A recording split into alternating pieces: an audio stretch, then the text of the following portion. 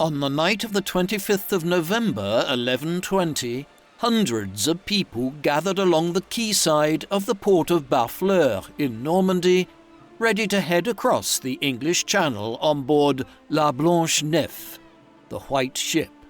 The large group had been drinking and continued to do so as they boarded the ship. Among them was William Adelin, the 17-year-old son and heir of Henry I, the King of England and Duke of Normandy. The ship never reached England. Not far out from the port, it struck a rock sticking up in the middle of the harbour. Legend has it that of the roughly 300 passengers on board, only a butcher from Rouen survived. With William Adelin's drowning, England and Normandy were plunged into a political crisis. King Henry had many illegitimate children, but after William Adelin's death, his only legitimate child was his daughter Matilda, who, at the time of William's death, was far away in Central Europe, married to the Holy Roman Emperor Henry V. Her father would spend the next 15 years trying to convince the lords of England and his dominions in France that they should accept Matilda as his heir. But, in the end, when he died in 1135, his nephew, Stephen of Blois, was acclaimed as King of England. Matilda, who by then was remarried to Geoffrey Plantagenet, Count of Anjou, had her own base of supporters and was unwilling to relinquish her claim to what she considered to be her birthright. Thus began an 18-year-long civil war. This is the story of Empress Matilda, King Stephen, and the anarchy that tore England apart for nearly 2 decades.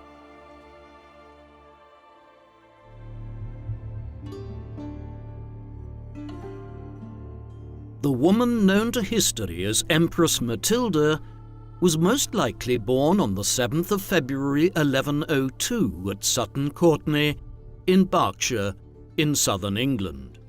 Her father was King Henry I of England. Henry was the youngest of the sons of William the Conqueror, the Duke of Normandy, who in 1066 had led an army across the English Channel and began the conquest of England from the Anglo-Saxons and Danes. Henry had claimed the throne following the death of his brother, King William II, also known as William Rufus, 2 years before Matilda was born, the previous king having been killed in a hunting accident, which some viewed as suspicious. Matilda was named after her mother, Matilda of Scotland, a daughter of King Malcolm III of Scotland and his wife, the Anglo-Saxon royal princess Margaret of Wessex. Because of this lineage, Matilda was descended from the Norman kings of England, the Dukes of Normandy, the kings of Scotland, and also the old Anglo-Saxon rulers of England prior to the Norman conquest. She was one of just 2 children resulting from Henry and Matilda's marriage. The other was a boy named William Adelin, who was born a year and a half after Matilda. As a male child, William became heir to the throne at his birth, but should anything happen to him, Matilda would become Henry's heir, though this would be problematic at a time when rulers above all else were expected to be military leaders. Henry also had over 20 children through his mistresses, but these were illegitimate and could not succeed him. Matilda was born into a political world in Western Europe which was much more complex than it is today. The divided nature of the region would have a bearing on her entire life. Matilda's father ruled England, which was already a reasonably centralized, unified kingdom, with growing influence over the Welsh lords to the west, and at least for a temporary period, reasonably good relations with Scotland on account of Henry's marriage to Matilda's mother, who was a Scottish princess. things were much more complex across the English Channel. Here, Henry and his wider family ruled over the Duchy of Normandy in the north, while also having influence over some other territories, such as the County of Blois, through marriage alliances.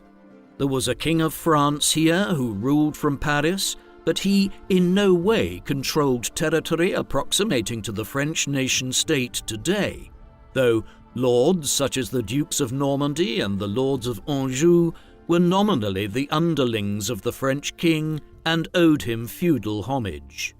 To the east, Germany was similarly divided into dozens of duchies, counties, and principalities, but, as in France, there was a semblance of centralized authority in the shape of the Holy Roman Emperors.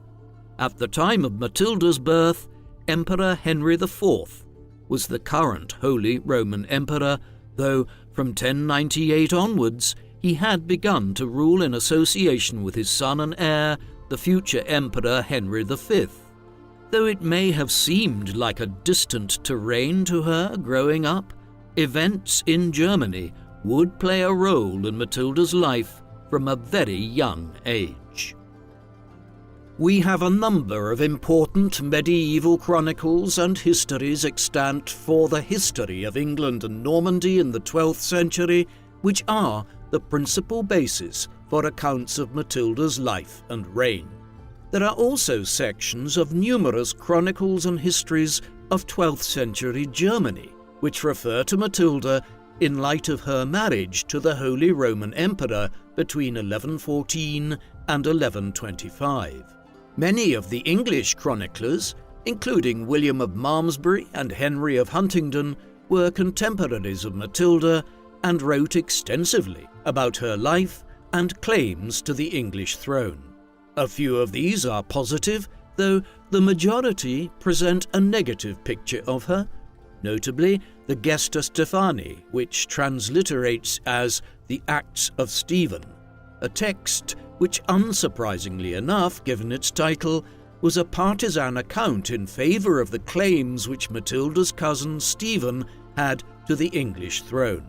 Unfortunately, a biographical history of Matilda's life, which was written by the French bishop and chronicler Arnulf of Lisieux, was lost in the late medieval period, a text which would have shed further information on her life, character, and reigns in Germany, France, and England. There were also numerous histories and treatments of Matilda's claims to the English throne written by Tudor historians in the 16th century, a period in which the rapid succession of Queen Mary I and Queen Elizabeth I in 1553 and 1558 animated Englishmen to reconsider the history, merits, and nature of female monarchy.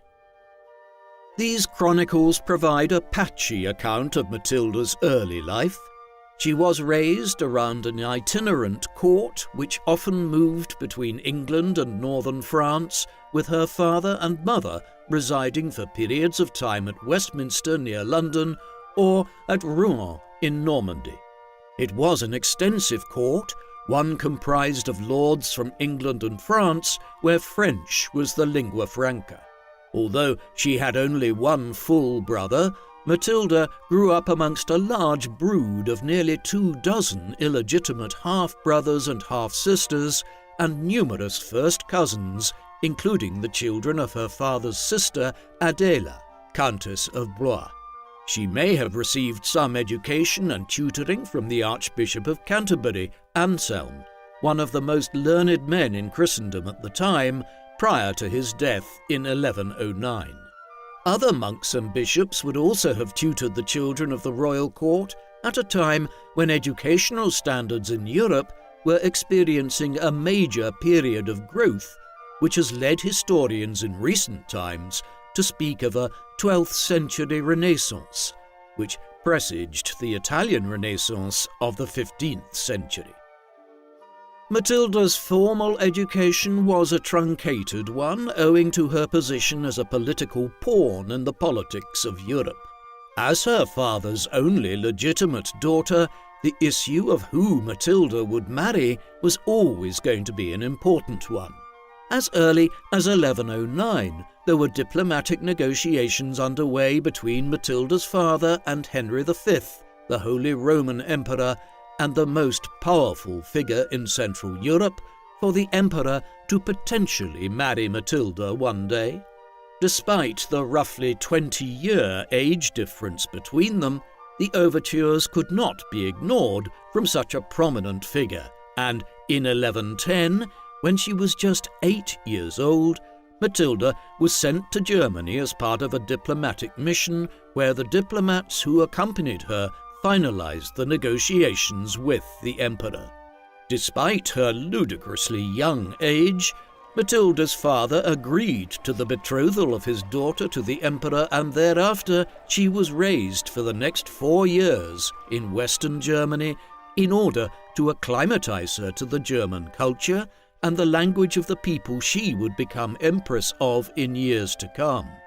Even by the standards of medieval Europe, the decision to hold a wedding ceremony in January 1114 at the city of Worms, when Matilda was still a few weeks short of her 12th birthday, while Henry V was at least in his late 20s and perhaps as old as 33 years, was unusual.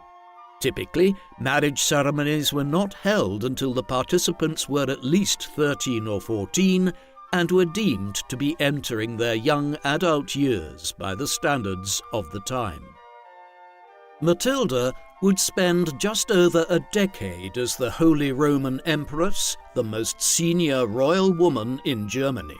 It was a tumultuous period in imperial history, as her husband was, in effect, at war with the papacy in Rome for control over northern Italy, a major part of the Holy Roman Empire at this time. Henry V had even been excommunicated with papal sanction in 1112, 2 years before marrying Matilda. In the first years after the marriage, Henry spent much of his time campaigning south into the plain of Lombardy, and after a time, Matilda joined him there with her entourage and household staff. At one point, in 1117, even heading south towards Rome itself, as the emperor tried to seize the Eternal City. Curiously, despite her young age, Matilda was playing an active role in political affairs by 1116 and 1117, with evidence pointing towards her attending government councils and acting as an unofficial sponsor of political measures that arrived to the imperial court. In 1117, she also claimed the title of Holy Roman Empress, as Henry emerged as the victor of the military clashes in Italy. However, the title was not given the imprimatur of Pope Paschal II, and whether she legally was entitled to call herself Empress, or simply held the more junior imperial title of Queen of the Romans, was a matter debated for years to come. Matilda consistently maintained that she was the Empress Matilda, even long after leaving Germany. In 1118, Matilda's significance in her husband's government was made clear when he himself returned to Germany to quell growing unrest amongst several feudal lords there and left Matilda in charge of the imperial government south of the Alps in his absence. She played important roles during the years that followed, notably in the resolving of the investitures controversy, a long-running dispute between successive Holy Roman emperors and popes since 1076, over whether the emperor had the right to appoint archbishops and bishops in the lands of the Holy Roman Empire, or whether the pope had the final say in investing these ecclesiastical offices. The controversy was finally resolved by the Concordat of Worms, agreed upon in 1122 in the German city which bears its name. Matilda played an unofficial diplomatic role in the reaching of the major compromise which gave the emperors and the popes different roles in investing bishops across the empire. The trajectory of Matilda's life was immensely altered by the events of the 25th of November 1120. That evening, Matilda's brother and the heir to the English throne, William Adelin, set off with a large contingent of nobles and courtiers to sail from Barfleur in Normandy across the Channel to England. As well as William Adelin, several of the king's illegitimate children were on board, though Henry himself was not, having already made his own preparations for sailing back to England. The party is believed to have had a lot to drink before boarding the vessel called the White Ship, captained by Thomas Fitzstephen. It did not get far. Not far out into the harbour of Barfleur, the ship struck a submerged rock sticking out of the sea floor and soon began to sink. Of approximately 300 passengers, just one is said to have survived.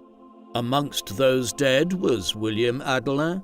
With the death of her brother, the succession was thrown into complete disarray, as the king's only legitimate male heir was now dead. Matilda would subsequently become integral to the debate on the succession to her father. The White Ship incident would lead eventually to civil war and the anarchy in England and Normandy, as Matilda's rightful place in the line of succession was questioned. In the immediate aftermath of the White Ship disaster, there was political turmoil in England and northern France. Henry had lost his only legitimate son and the obvious heir to his dominions. Now there was just Matilda alone amongst his children, who was a legitimate child, born in wedlock, and thus a potential successor.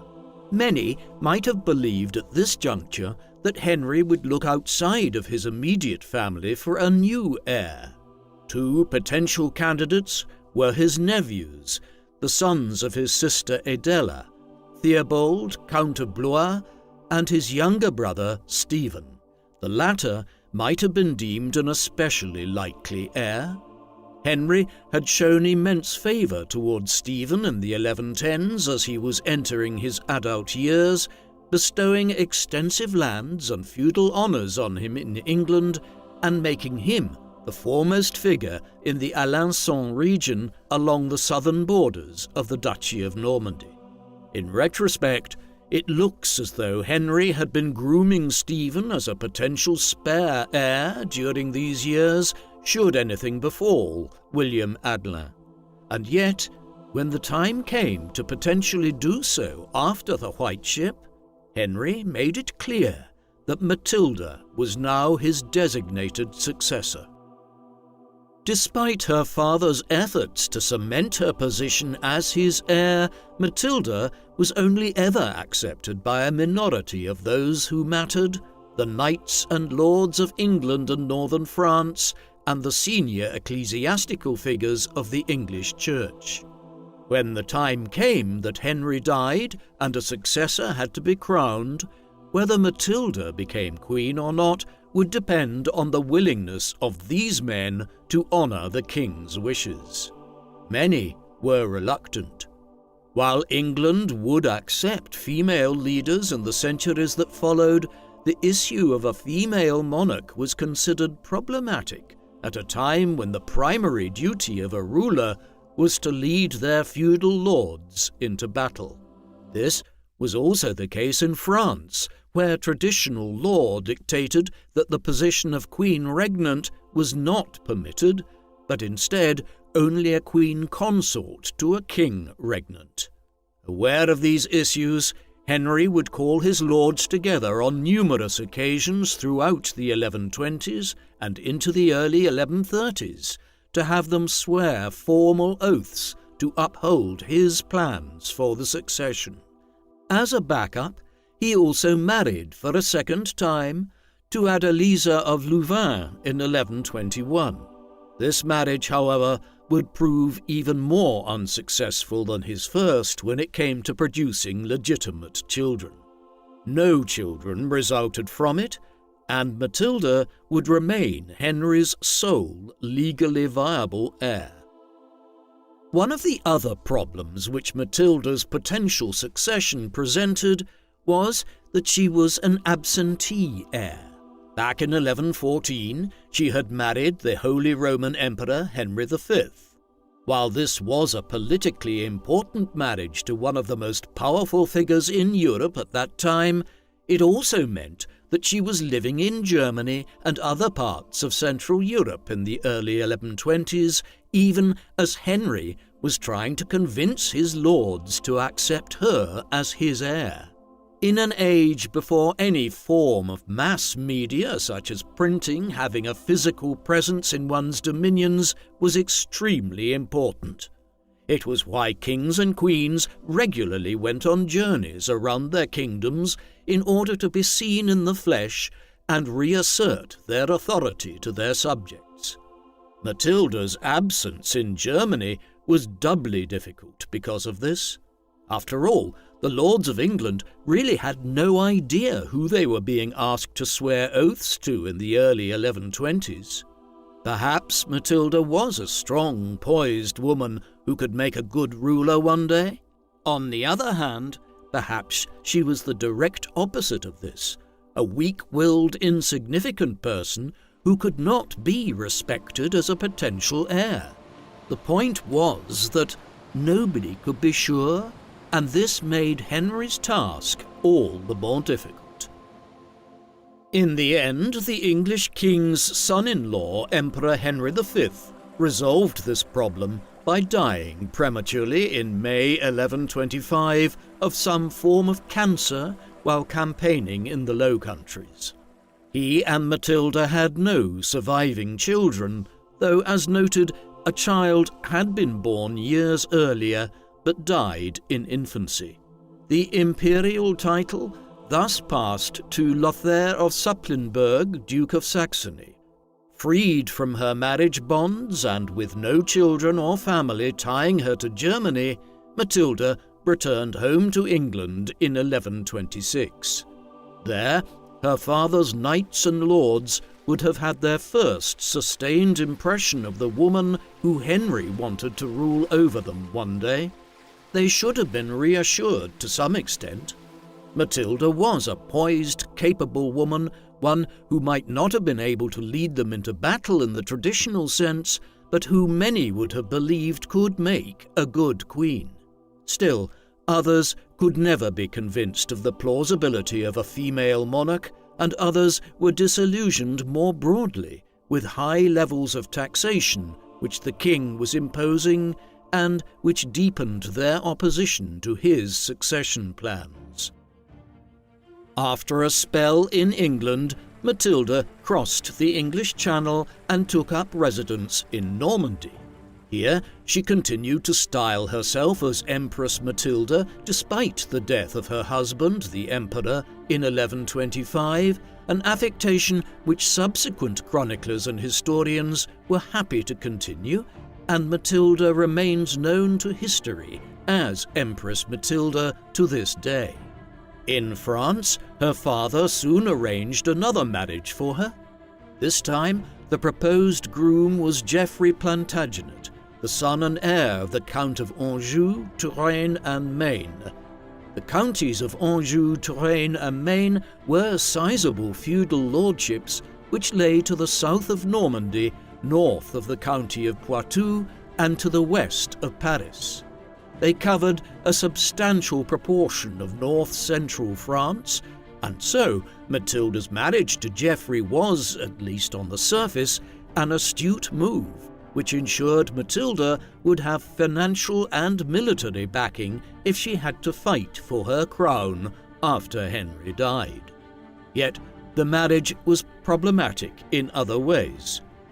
Geoffrey was still 10 weeks shy of his 15th birthday when they married on the 17th of June 1128, and once he succeeded as Count of Anjou, Touraine, and Maine the following year, he soon developed a reputation for heavy-handedness which aroused the animosity of some of the more minor lords of Normandy to the north. This alienated some further potential supporters of Matilda, though in the end the resources which Anjou was able to bring to bear after Henry's death were crucial in keeping Matilda's hopes of claiming the throne alive. The late 1120s and early 1130s were difficult years for Matilda. Much of this was brought about by the ongoing issues concerning the succession.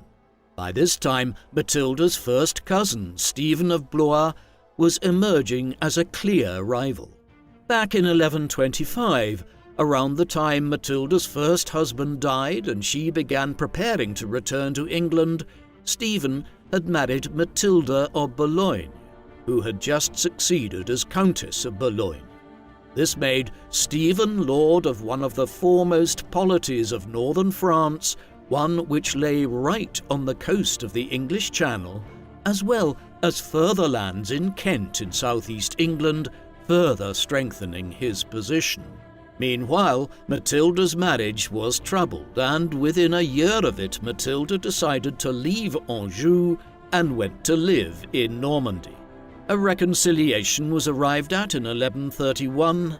However, the entire situation had irked Matilda's father, who believed she was letting her personal feelings get in the way of the need to find a lasting political solution to the succession crisis. The last years of Henry's life witnessed a steady decline in the relationship between king and daughter, though he never indicated any shift in his thinking on the succession. That Henry was steadfast in his determination to have Matilda succeed him was, perhaps, the result of the events of 1133. That spring, Matilda gave birth to her first child, a relief after a long and largely childless marriage to Emperor Henry V and several years of marriage to Geoffrey without an heir there either. Born on the 5th of March 1133 at Le Mans, the boy was named Henry by his parents after his grandfather the king, a pointed statement to Matilda's father and the political realm at large that Matilda now had an heir of her own, and if she did become queen in succession to her father, it would be an interim reign of sorts in preparation for the eventual accession of another King Henry one day. The king was elated, and the birth led him to cross to Normandy to see his grandchild. A reconciliation seemed to have been effected between he and Matilda. It was short-lived, though. A year later, Matilda gave birth to another son, this one named Geoffrey. The birth was difficult, and it seemed that Matilda would die at one point, leading to a new dispute with her father about the terms of Matilda's own will and her proposed burial place.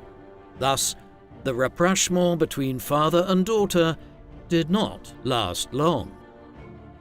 Matilda's father died on the 1st of December 1135 while in Normandy. Even though he was around 67 years of age at the time, he had been campaigning in northern France against a rebellion of some of the lords of Normandy at the time of his death. Though the king had never flinched from supporting Matilda as his successor, his daughter and son-in-law were offering some support to the rebel lords at the time of Henry's death. The king's death was rumoured to be due to eating too many lampreys, a kind of fish. Perhaps some form of food poisoning was involved, although his death at such an advanced age could also have just as easily been from natural causes. As the news spread, it became evident that Henry's lords and knights did not all intend on supporting Matilda's claim to succeed him. Instead, many began scheming immediately. Stephen of Blois, Matilda's first cousin, quickly seized the initiative. Within a week of the king's death, he was in England and gathering support from senior church figures and nobles.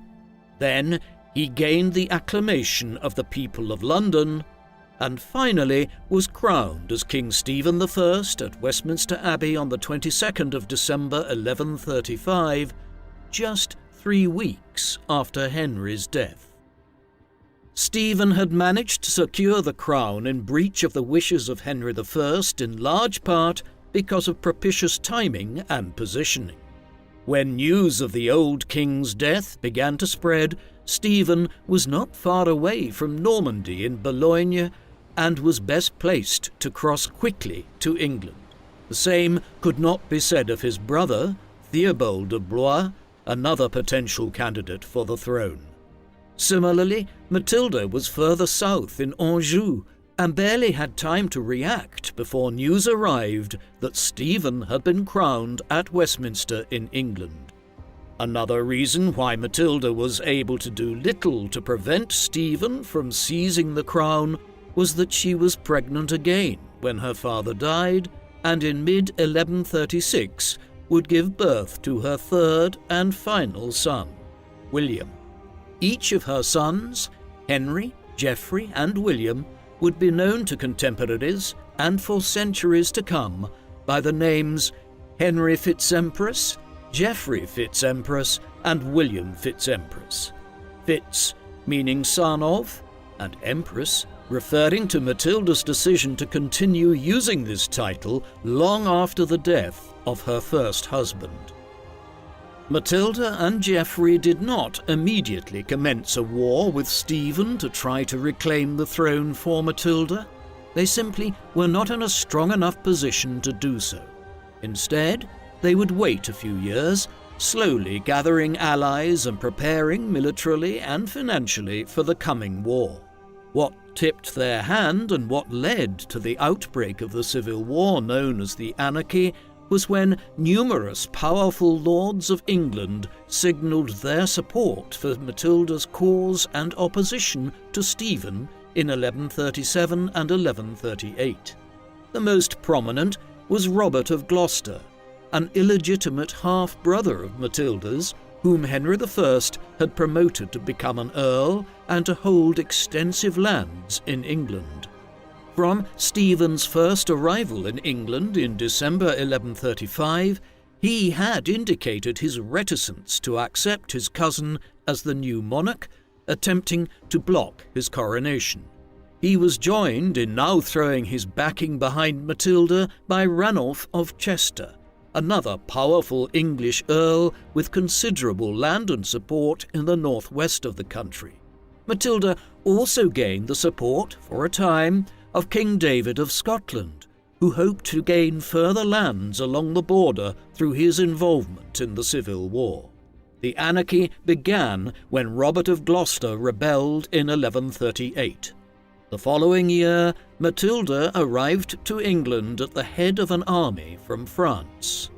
Over the next few years, the conflict would develop, with Matilda, Geoffrey, Gloucester, and their other allies holding much of the West Midlands and West Country for Matilda's cause and establishing the port city of Bristol as their base of operations, while Stephen retained control over London, the surrounding home counties, and East Anglia. Most of the fighting in the Anarchy would play out in the Midlands and regions like Oxfordshire, which lay between Bristol and London. In the war which followed, Matilda most certainly lost the PR campaign.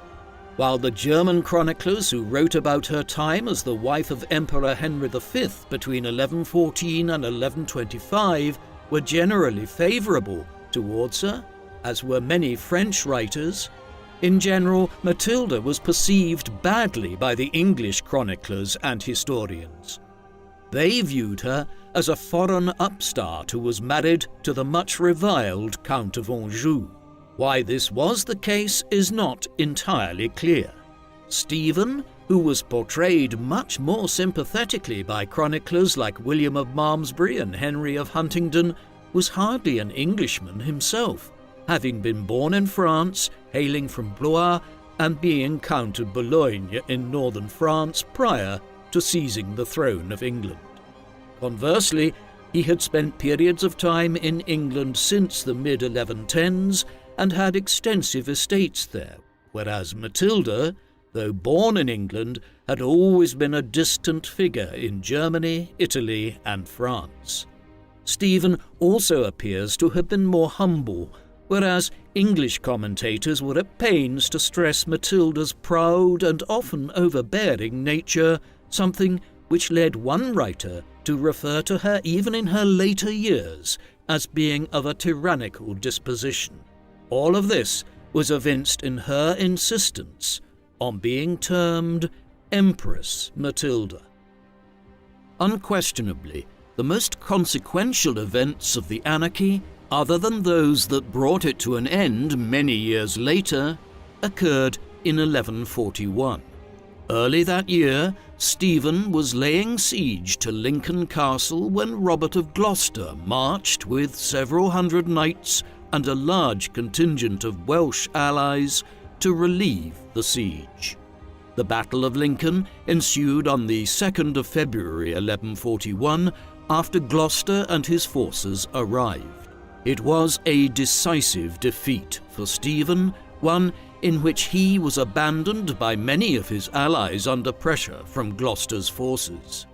Stephen and his own entourage became surrounded in the midst of the melee, and despite their efforts to fight their way out, Stephen was captured by Gloucester's forces.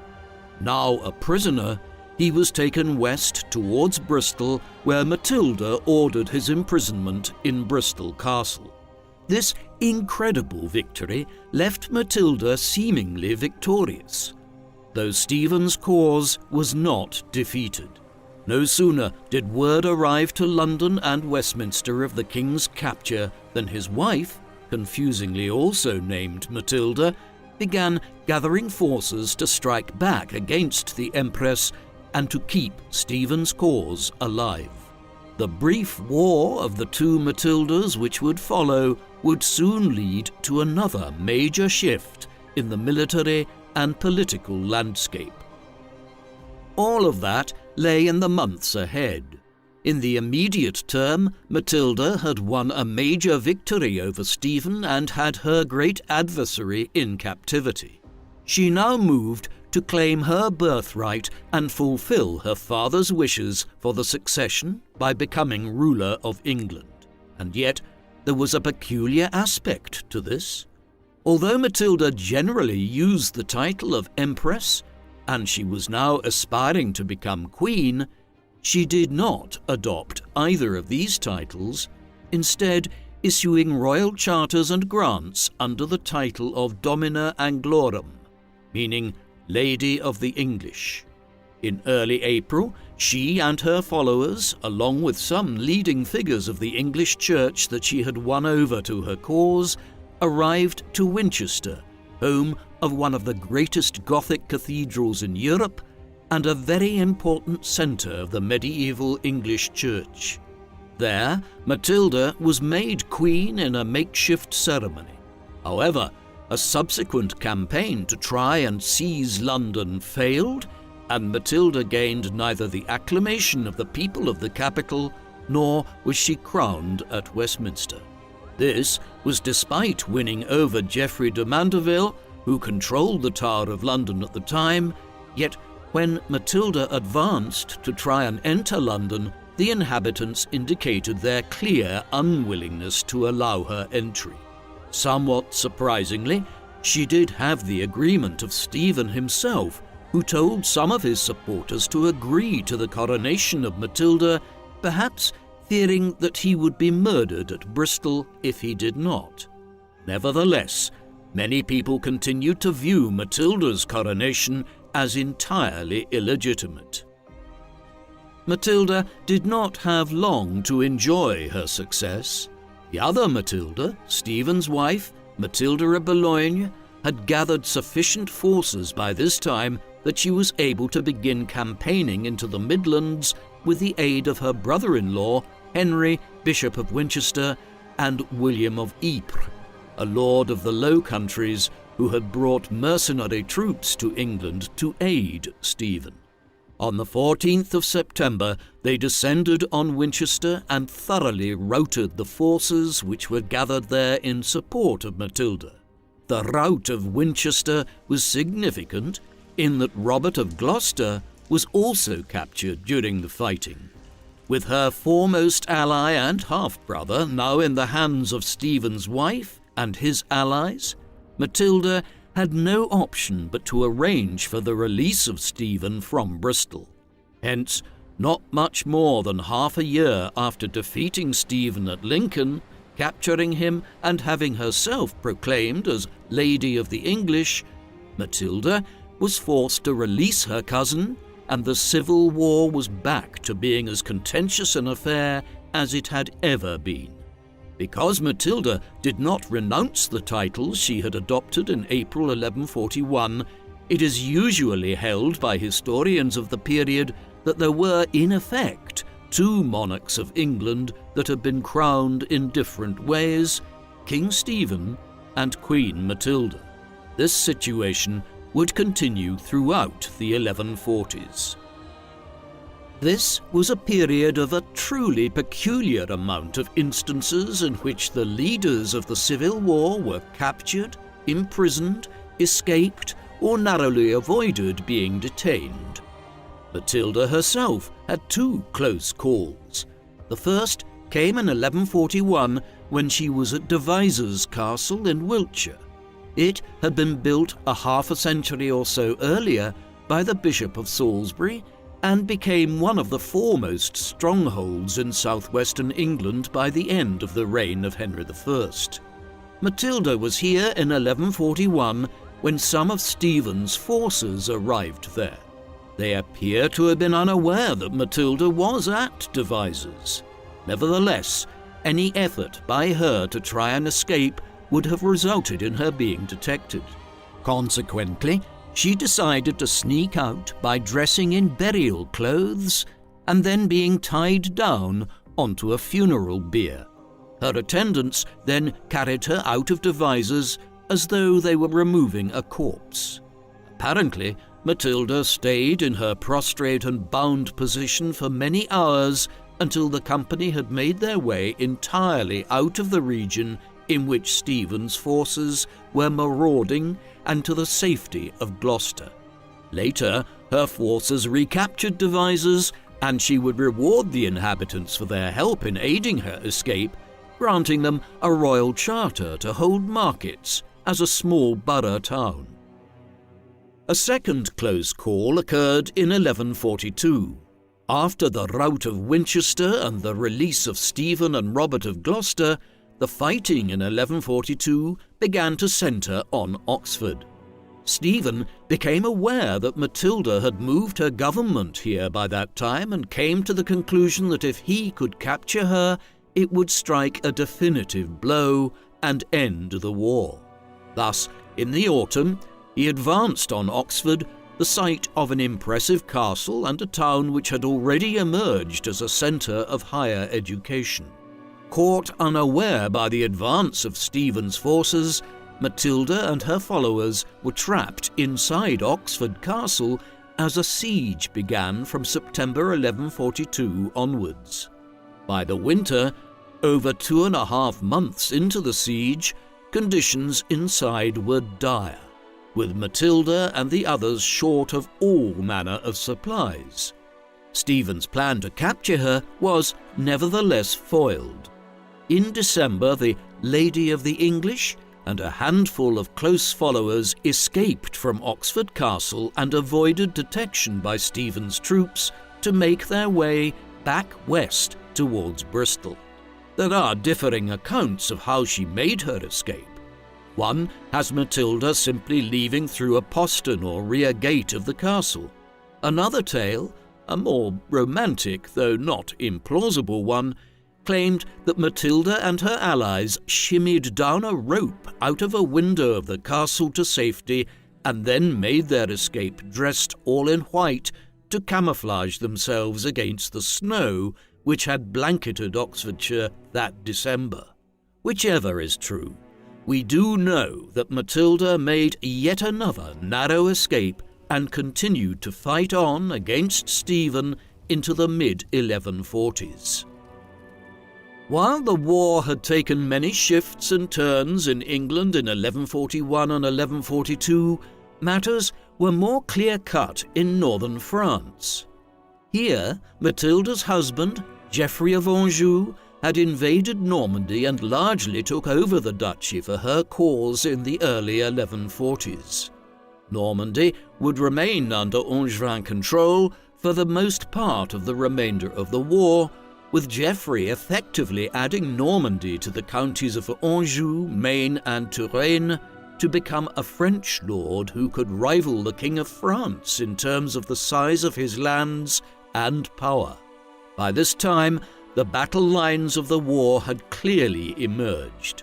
France was lost to the Angevins, whereas in England, Matilda controlled the West Country, West Midlands, and part of the northwest of England, while Stephen had a solid base of support in the south, the home counties around London, north to East Anglia, and further north again towards York. The Midlands were the front lines, though the Anarchy, as the chronicles written at the time make resoundingly clear, was leading to devastation all over England as local lords and knights used the chaos and the breakdown of royal power as an opportunity to extend their own lands and benefit themselves. The mid-1140s was a period of relative inactivity in the Civil War by comparison with the dramatic events of 1141 and 1142. First, the two sides became evenly matched and consolidated their control over various parts of England. Then, events far away to the east conspired to limit the scale of the conflict. In 1144, the county of Edessa, one of the four major Christian Crusader states that had been established in the Levant as part of the First Crusade half a century earlier, was captured by a Syrian Muslim warlord by the name of Zengi. When word of these developments arrived to Western Europe, a new crusade was preached and gained huge support.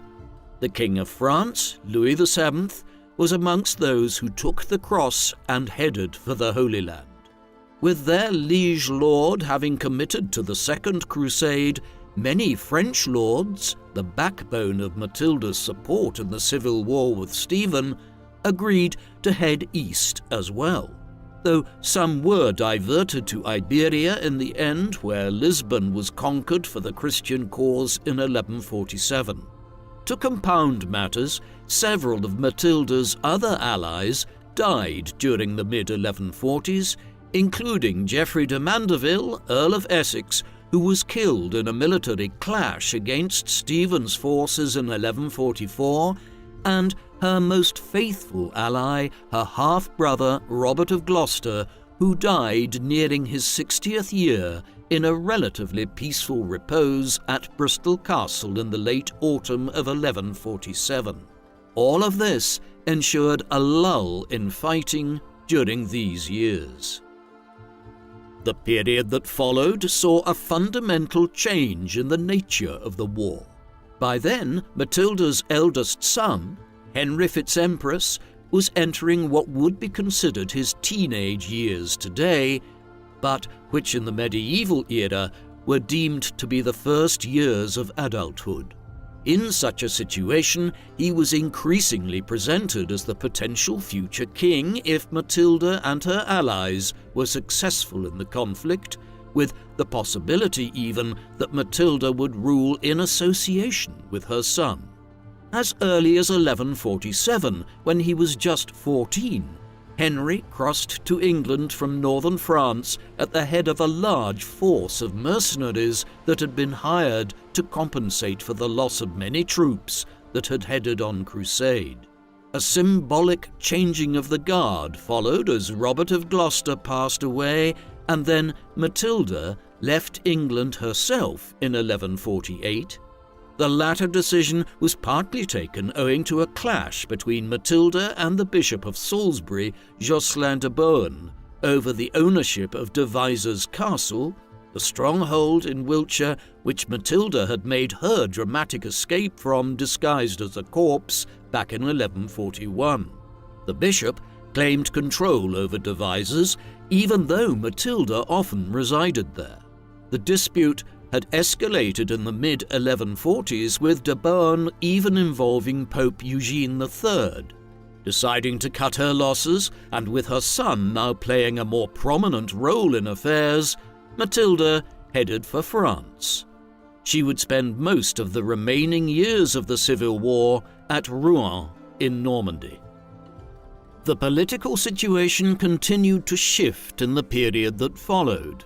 A critical moment came when Matilda's second husband, Geoffrey of Anjou, died suddenly and unexpectedly at just 38 years of age in September 1151. A chronicle written by John of Marmoutier claimed that Geoffrey had been attending a council of his nobles and advisers at Le Mans when he suddenly came down sick with a severe fever. His illness was swift and he died on the 7th of September.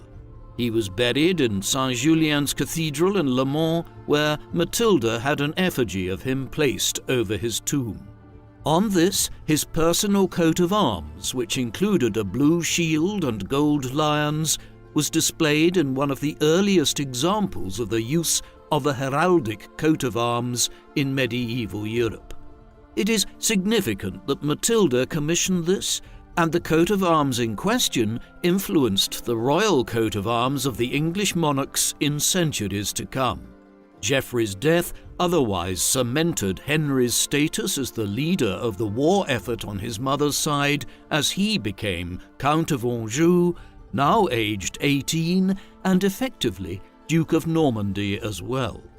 Already emerging as a shrewd military leader and political ruler, Henry, in conjunction with his mother, began playing a diplomatic game in the early 1150s, whereby the papacy, the King of France, and the Lords of England were all courted to support Matilda and Henry's claim to the throne, the realization being that diplomacy might gain what war had failed to acquire over the previous decade. On the opposing side, a rival was emerging to Henry. Stephen's eldest son, Eustace, was a few years older than Henry and was being presented to the English political nation by Stephen as his successor. This was even more relevant on that side of the English Channel, as Stephen was upwards of a decade older than Matilda, and it was probable that he would die before his first cousin. Thus, from Normandy in the early 1150s, Matilda was conscious that the clash was now to see if Eustace or Henry would succeed Stephen. The days when she might claim the throne herself and rule in her own right in realization of her father's wishes so many years earlier were passing.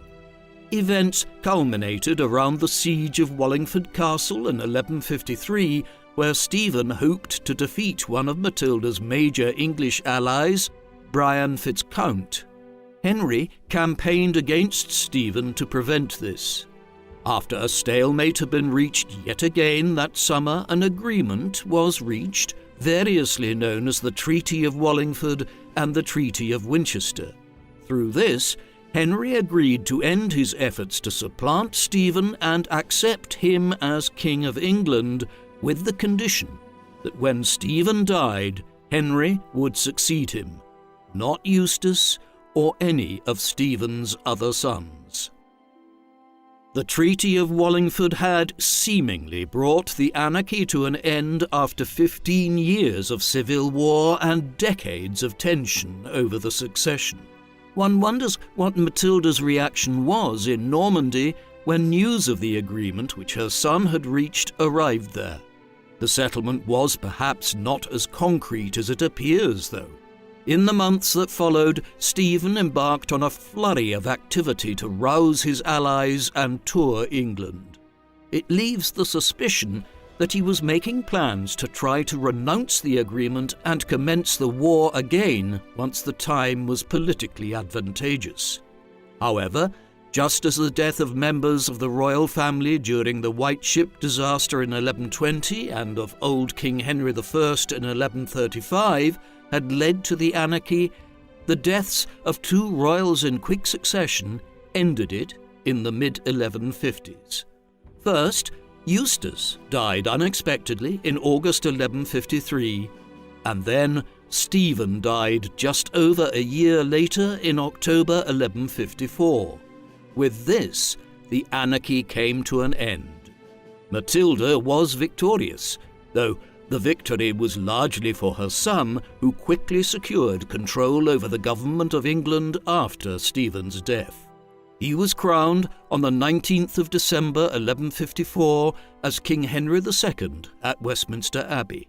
Fittingly, during the ceremony, one of the crowns which was used was that which Matilda had brought back from her time married to Emperor Henry V in Germany 3 decades earlier, a symbolic statement of how Henry's mother had kept her line's claim to the throne alive since her days in Central Europe as a young woman. With the death of Stephen and the accession of her son as King Henry II, Matilda found herself for the first time in nearly 2 decades not fighting a war to claim her birthright and to implement the wishes of her father. She had not become queen herself, but her eldest son, who she had symbolically named after his grandfather, had. Matilda was victorious, and she now entered a period of quasi-retirement. She did not live in England, remaining instead in Normandy and spending the remainder of her life here.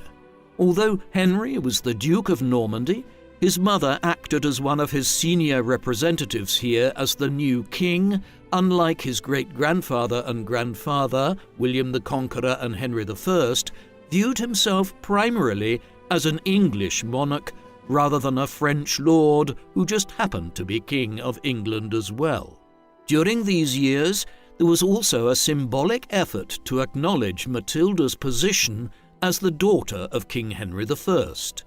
Consequently, despite her retirement in Normandy, we have royal charters and other government documents from the second half of the 1150s and into the 1160s, which bear both Henry and Matilda's names and royal seals, a tacit acknowledgement that although Henry was the king, he had only become so through his mother stepping aside to allow him to succeed Stephen. During her later years in Normandy, Matilda became a major patron of the church and the religious orders in northern France. In particular, she was known for the favour she bestowed on the Augustinians.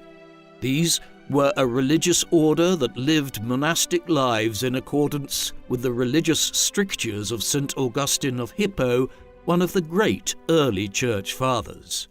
In 1059, agreements were reached concerning monastic life at the Lateran Synod, and this prepared the way for the emergence of the Augustinians as a religious order which challenged the supremacy of the Benedictines across Christendom in the 12th century.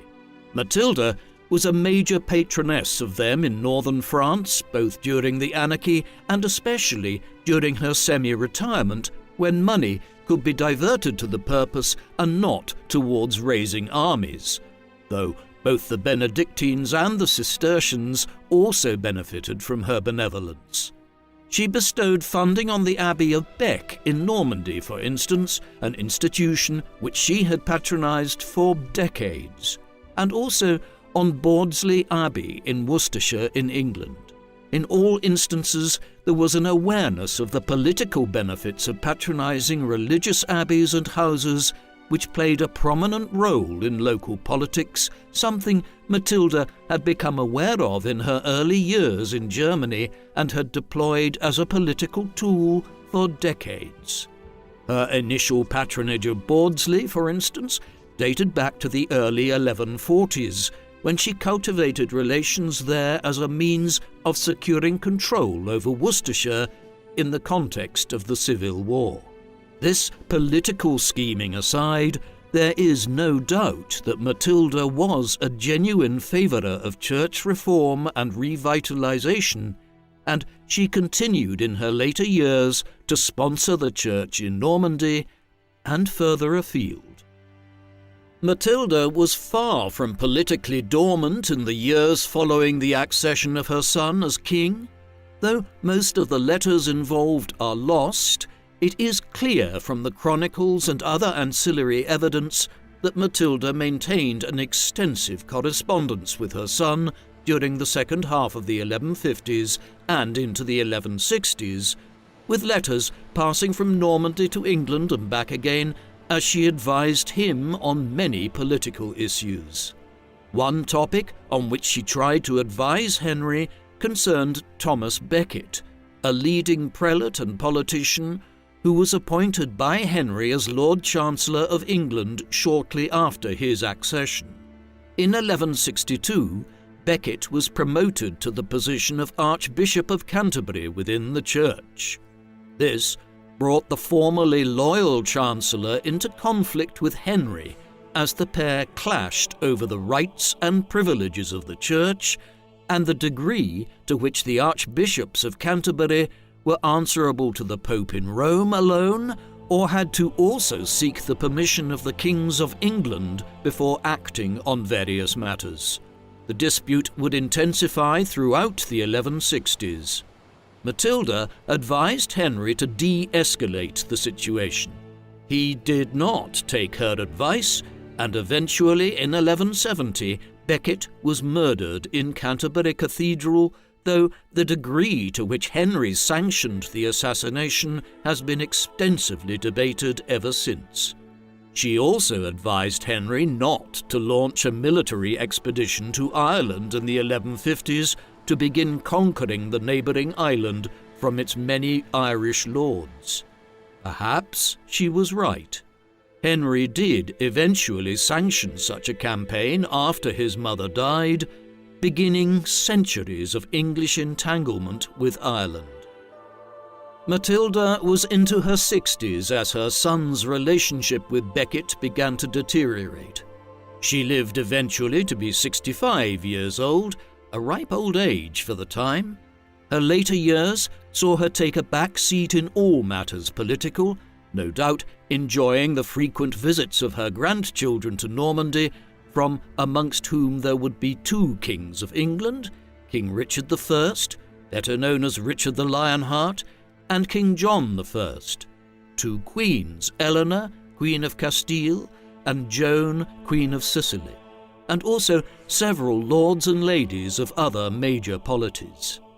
Her son and grandsons would rule over lands in England, France, Wales, and even Ireland, which became known as the Angevin Empire in recognition of her marriage to Geoffrey, Count of Anjou, while the Plantagenet family name, which she acquired through that same union, was held by the rulers of England down to 1485, when the House of Tudor came to power at the end of the Wars of the Roses. Matilda died at home in Rouen in Normandy on the 10th of September 1167. She was buried at the Abbey of Bec, which she had patronized for decades. Her remains, though, were moved, lost, and found again on several occasions over the centuries, only to find their way to their current resting place at Rouen Cathedral in the mid-19th century. At Bec, her tomb still bears the epitaph, "Great by birth, greater by marriage, greatest in her offspring. Here lies Matilda, the daughter, wife, and mother of Henry." The Empress Matilda was one of the most unusual political figures of the High Middle Ages. During a long and varied life, she became Holy Roman Empress, was involved in the governance of parts of Germany and Italy while little more than a teenager, then became the Countess of Anjou in the late 1120s, before fighting a major civil war over a period of nearly 2 decades to claim her right to become Queen of England in fulfillment of her late father's wishes. She proved herself a formidable adversary, managing for a time in 1141 to seemingly defeat Stephen and claim her birthright, though the rout of Winchester and the subsequent release of her first cousin snatched defeat from the jaws of victory. Admittedly, her unflinching determination to become Queen of England caused much suffering, with the country cast into disorder, economic devastation, and war. But Matilda was not alone in her desire to end Stephen's reign. In the end, her doggedness ensured that her cause survived for long enough for her son to rise to the fore and resolve the fundamental issue which had caused the war to begin with, the prospect of a female monarch. In the end, Matilda was not able to fully realize her father's plans for the succession, but the accession of her son as King Henry II in 1154 was as good an alternative as could be construed out of the chaos of the Anarchy. What do you think of Empress Matilda? Do you think she would have made a great queen had she been allowed to rule by both Stephen and the English nobility? Please let us know in the comment section. And in the meantime, thank you very much for watching.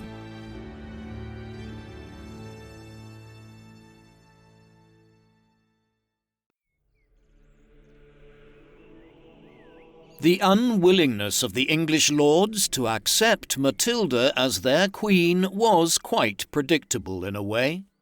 This was an era in which the primary duty of a ruler was still to lead his followers into battle and ideally to expand his realm through war and conquest.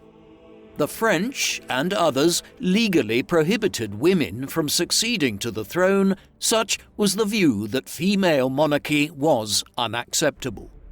If objections to Matilda becoming queen were entirely predictable, what was much less obvious was that Stephen of Blois would ever come to rule over England. Few would have expected that this son of Adela of Normandy would ever become a king when he was first born.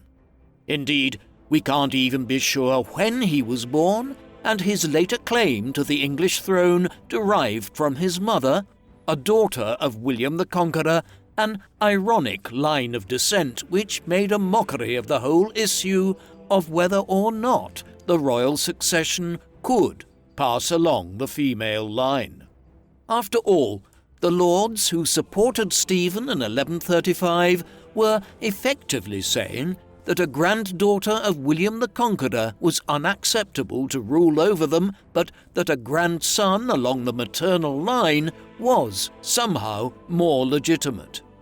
Yet, by then, Stephen had long been perceived as a potential substitute for William Adelin after he died in 1120. What was his background? Where did he come from? How was he raised? And how did the English lords come to believe that this French lord was preferable as their king over the true daughter of King Henry I? This is the story of King Stephen of England.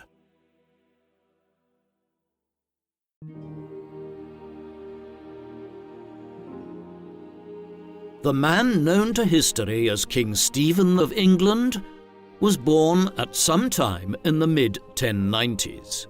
Some historians, who are acknowledged authorities on his life and reign, argue for a year of birth as early as 1092. Others suggest he could have been born as late as 1096. It is important to bear this in mind, especially when considering the events of the 1100s and 1110s, as the gap of 4 years make a considerable difference in evaluating whether Stephen's actions at these times were those of a child, a teenager, or a young man. There is more consensus concerning his place of birth, and it is generally accepted that he was born in the town of Blois, in the Loire Valley between Orléans and Tours. Stephen's father was Stephen Henry, Count of Blois, a major French feudal lord of the late 11th century. He was already a man of about 50 years at the time of Stephen's birth.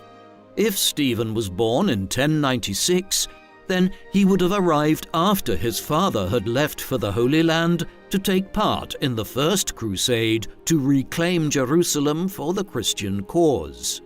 Stephen's mother was Adela of Normandy. She was born in the second half of the 1060s and was a daughter of William the Conqueror, the Duke of Normandy, who, in 1066, led a Norman army across the English Channel and began the conquest of England right around the time Adela was born. Her marriage to Stephen Henry in the early 1080s was a political union designed to forge an alliance between her father, by then King William I of England, and the Count of Blois. Her father died in 1087 and was succeeded by his son, Adela's brother, King William II, better known as William Rufus, most likely in reference to his red hair or beard. Hence, when Stephen was born in the mid-1090s, his uncle was the King of England. Stephen's wider family exerted influence beyond England itself. When William the Conqueror conquered England, he was already Duke of Normandy and had extended his rule over some other adjoining territories in northern France as well, such that the family controlled lands on both sides of the English Channel.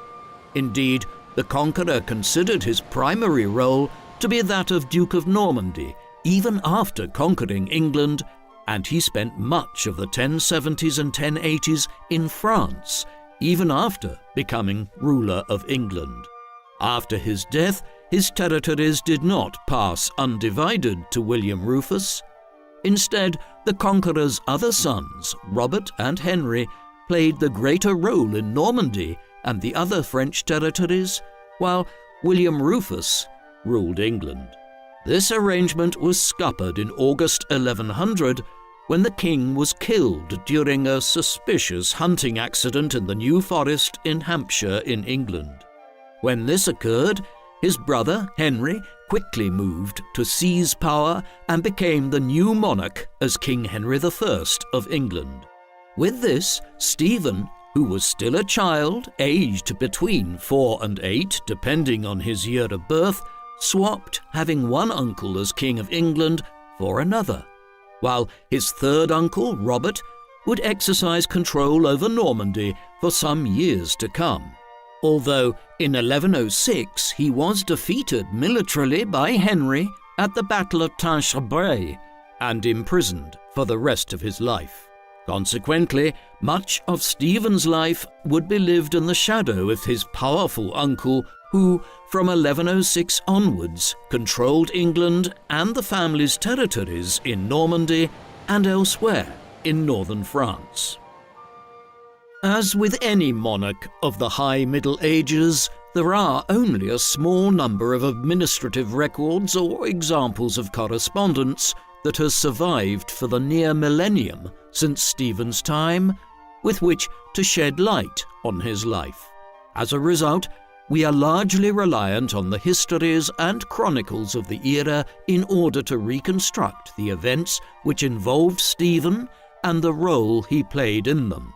These were mostly written by ecclesiastical figures, monks or abbots and bishops, who were close to those in power. One was the Historia Novella, or New History of William of Malmesbury, a highly learned monk who was born in the mid-1090s too, and was an exact contemporary of Stephen's.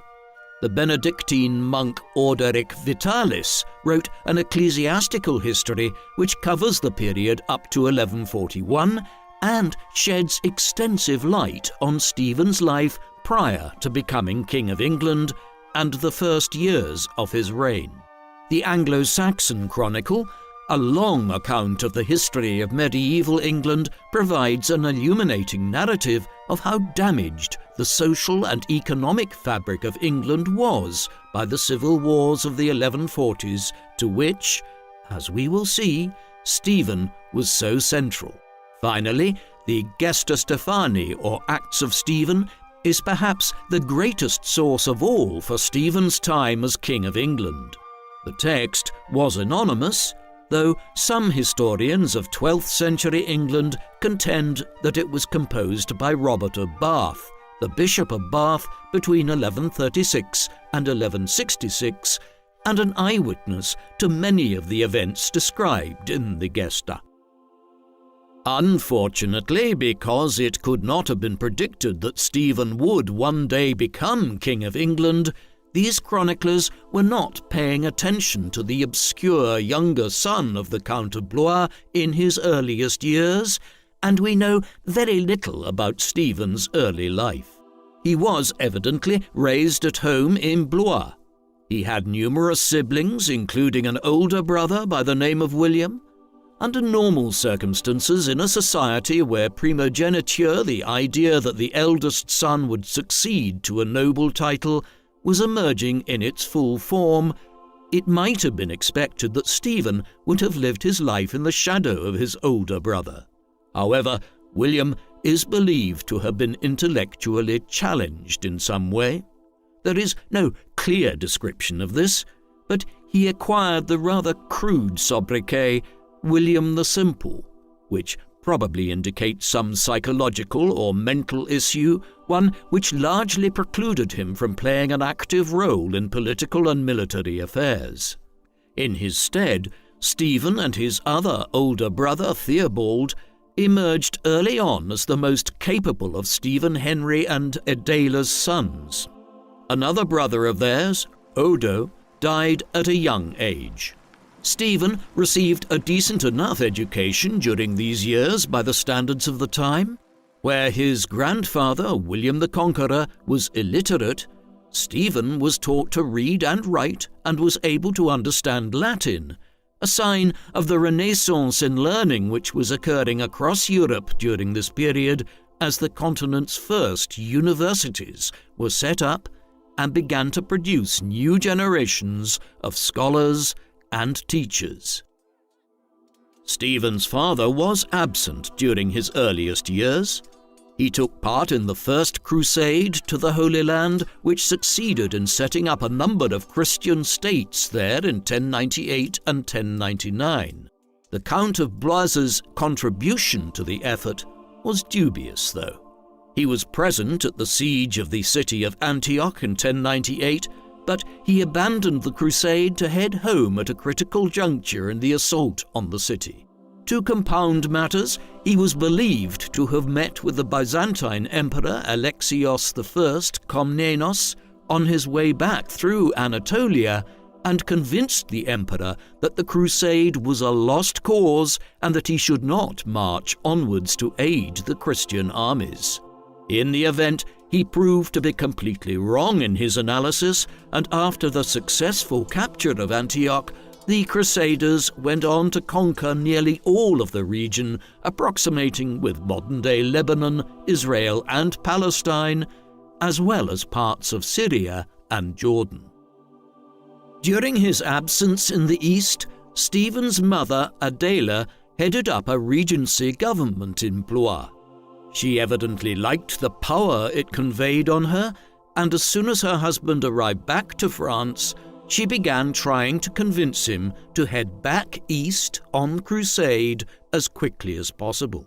He eventually agreed to do so, and in 1101 left again for the Levant.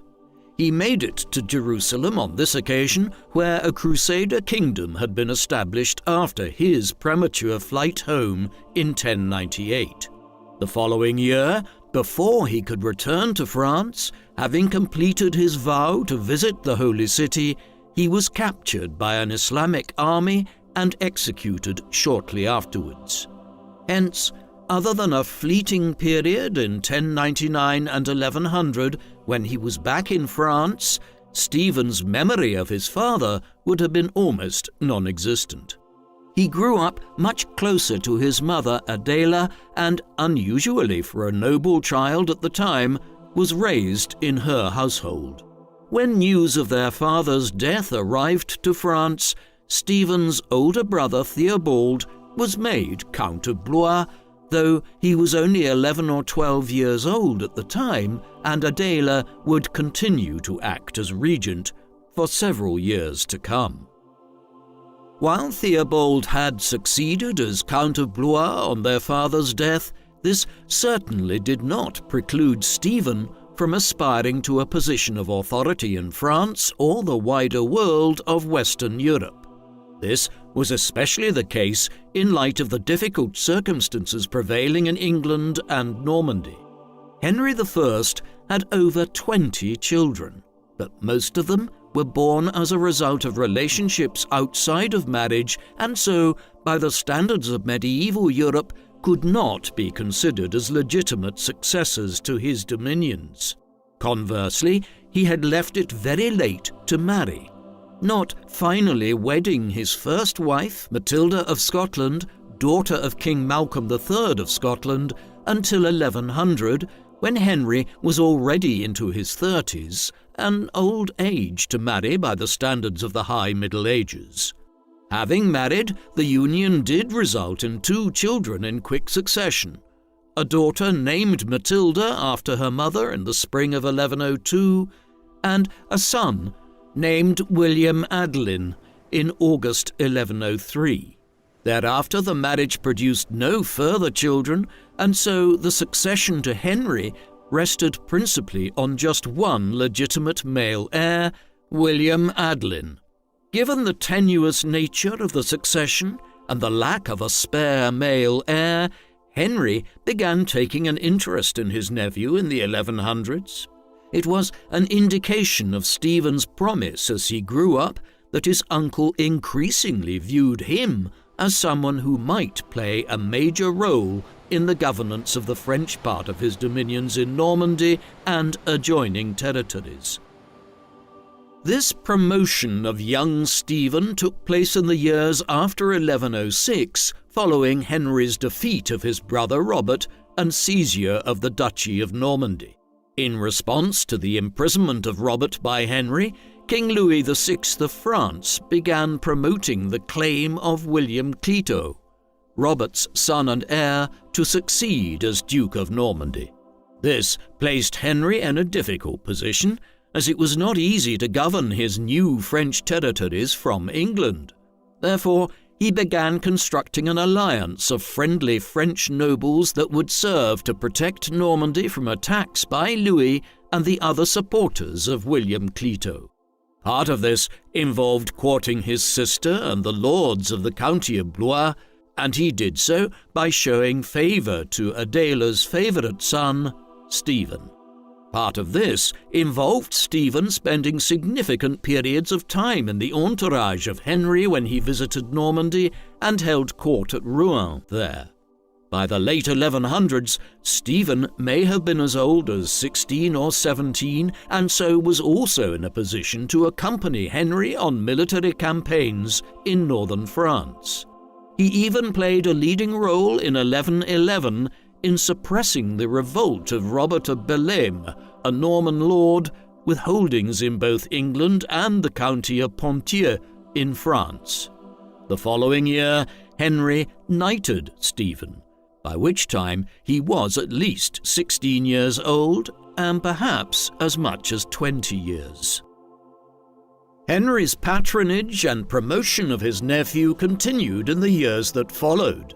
In the mid-1110s, Stephen crossed the English Channel to visit England for the first time and was given extensive privileges there. These included the honour of Lancaster, a feudal fief in the Lancaster region of England, one which made Henry one of the premier feudal lords of the country at a very young age. Further grants of land in the Alençon region of southern Normandy and elsewhere in France followed. All of this was conspicuous. By the late 1110s, it could be argued that Henry was promoting Stephen in a highly unusual fashion, almost as one would his designated heir. Perhaps this was owing to reservations which the king held about his own son and successor. William Adelin reached his 14th year in 1117, and began the passage into his adult years by the standards of the 12th century. He may have been something of a disappointment as he grew up. One chronicler of the time described him as a pampered prince who would be swallowed up by the volatile and aggressive politics of the time, whereas Stephen showed promise. Whatever Henry's plans were, they were soon altered by events outside of everyone's control. On the 25th of November 1120, after a major meeting of the court of King Henry I in Normandy, the king, his children and illegitimate children, along with the senior aristocrats and other courtiers, began making their way back to England. The king had made other plans, but the captain of a vessel named the White Ship, Thomas Fitzstephen, made the ship available to others to make the passage across the channel. That evening, what was, by all accounts, a fairly drunken royal party, one which included the king's heir, William Adelin, and numerous courtiers and nobles, as well as several of Henry I's illegitimate children, descended on the ship. There were approximately 300 in all, more than the ship could comfortably fit. This was fortuitous for Stephen, who was with the party and decided to get off and wait for another ship to travel over to England, leaving the drunken party to head on without him. Not long afterwards, he possibly watched as the White Ship struck a large rock which was almost entirely submerged in the harbour. According to the sources we have, all but one of the passengers drowned, an unusual development given how close to the shore they were. One might have expected that more would have swum to safety. Amongst the deceased was William Adelin, King Henry's only legitimate son and heir. His death would cast the succession issue wide open, and as a close male relative of the king, Stephen would become a major player in the scheming which followed in the 1120s. In the immediate aftermath of William Adelin's death, Henry's desire for a child of his own to succeed him became evident, despite his lavish promotion of Stephen in previous years. There was only one option left: Henry's legitimate daughter, Matilda. A girl of 18, she had already been married for several years to Henry V, the Holy Roman Emperor, and the most powerful feudal lord in a politically divided Germany. Despite the fact that she was a woman, and that she was absent elsewhere in Europe and had been so for many years, Henry moved to make her his heir designate in the aftermath of the disaster of the White Ship. Admittedly, he did also try to shore up the succession in other ways. His first wife, Matilda of Scotland, had died in 1118, and Henry remarried shortly after the White Ship, this time to Adeliza of Louvain, a daughter of the Count of Louvain and a woman of perhaps little more than 17 years at the time of the marriage. The hope was that this second union with someone with many childbearing years ahead would produce a new legitimate male heir, but there was no luck on this front.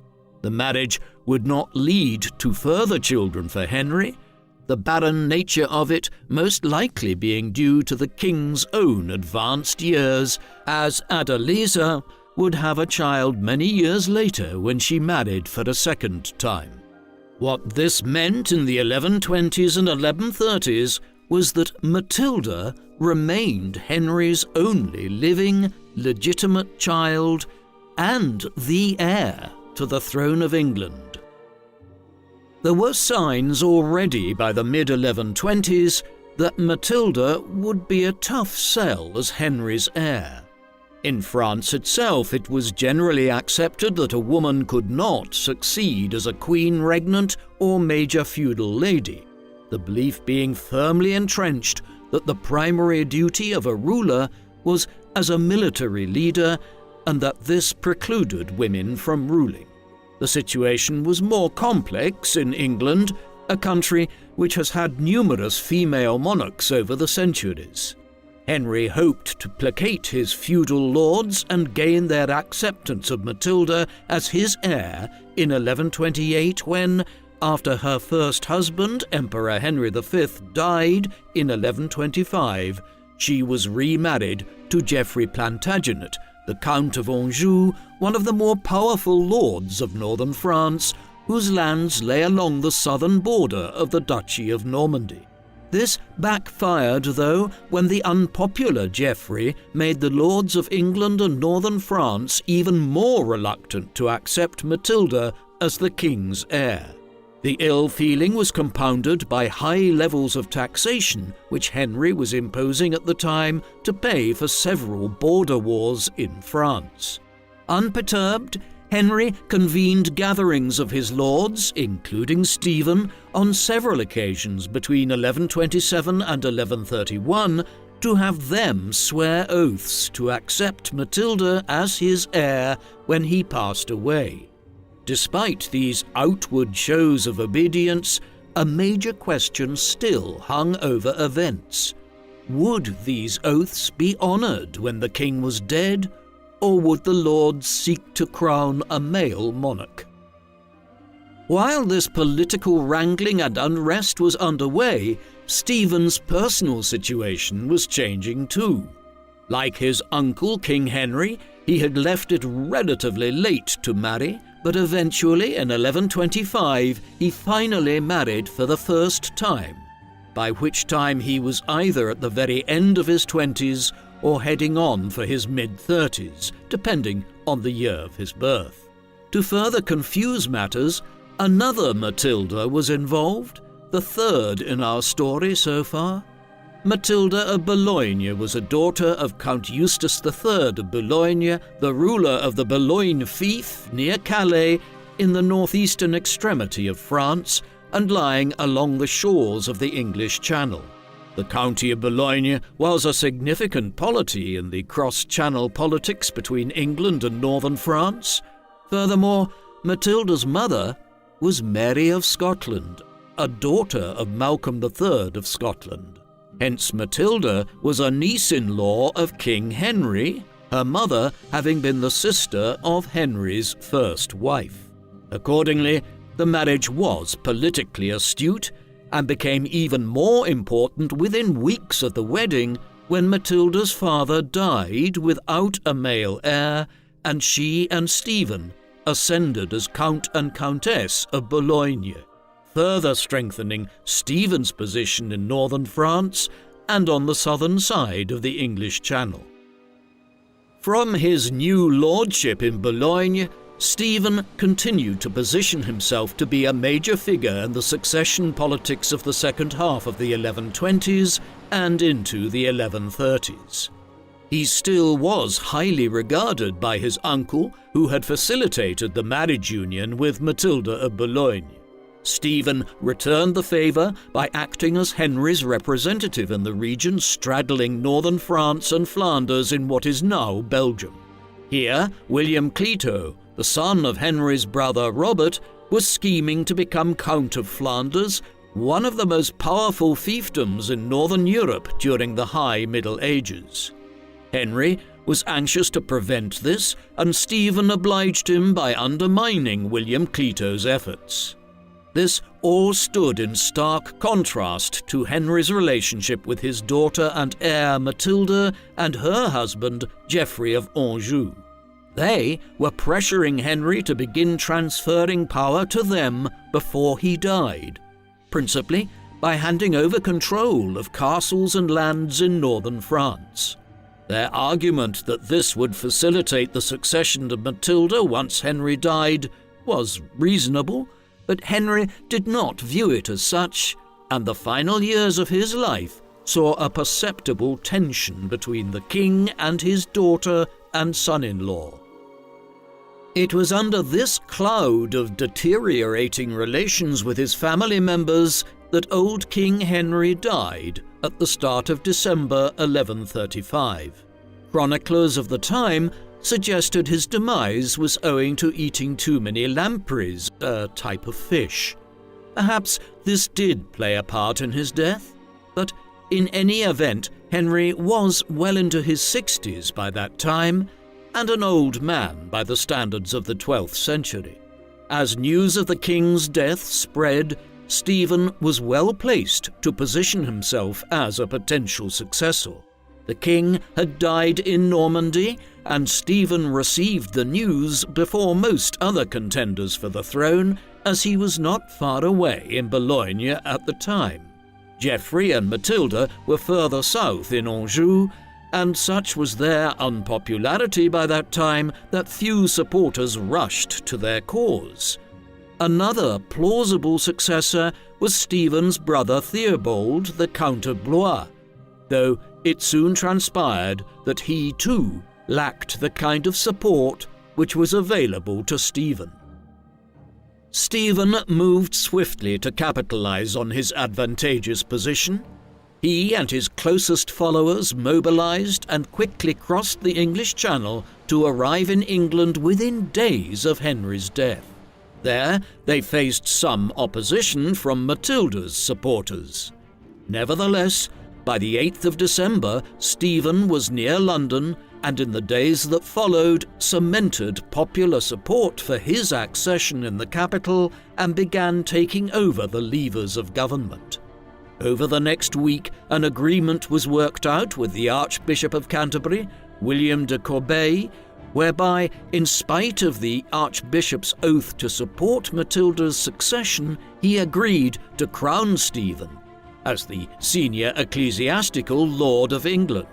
Then a story was concocted with some of the late king's senior ministers, through which it was claimed that Henry I had renounced Matilda as his heir on his deathbed and approved Stephen as his successor.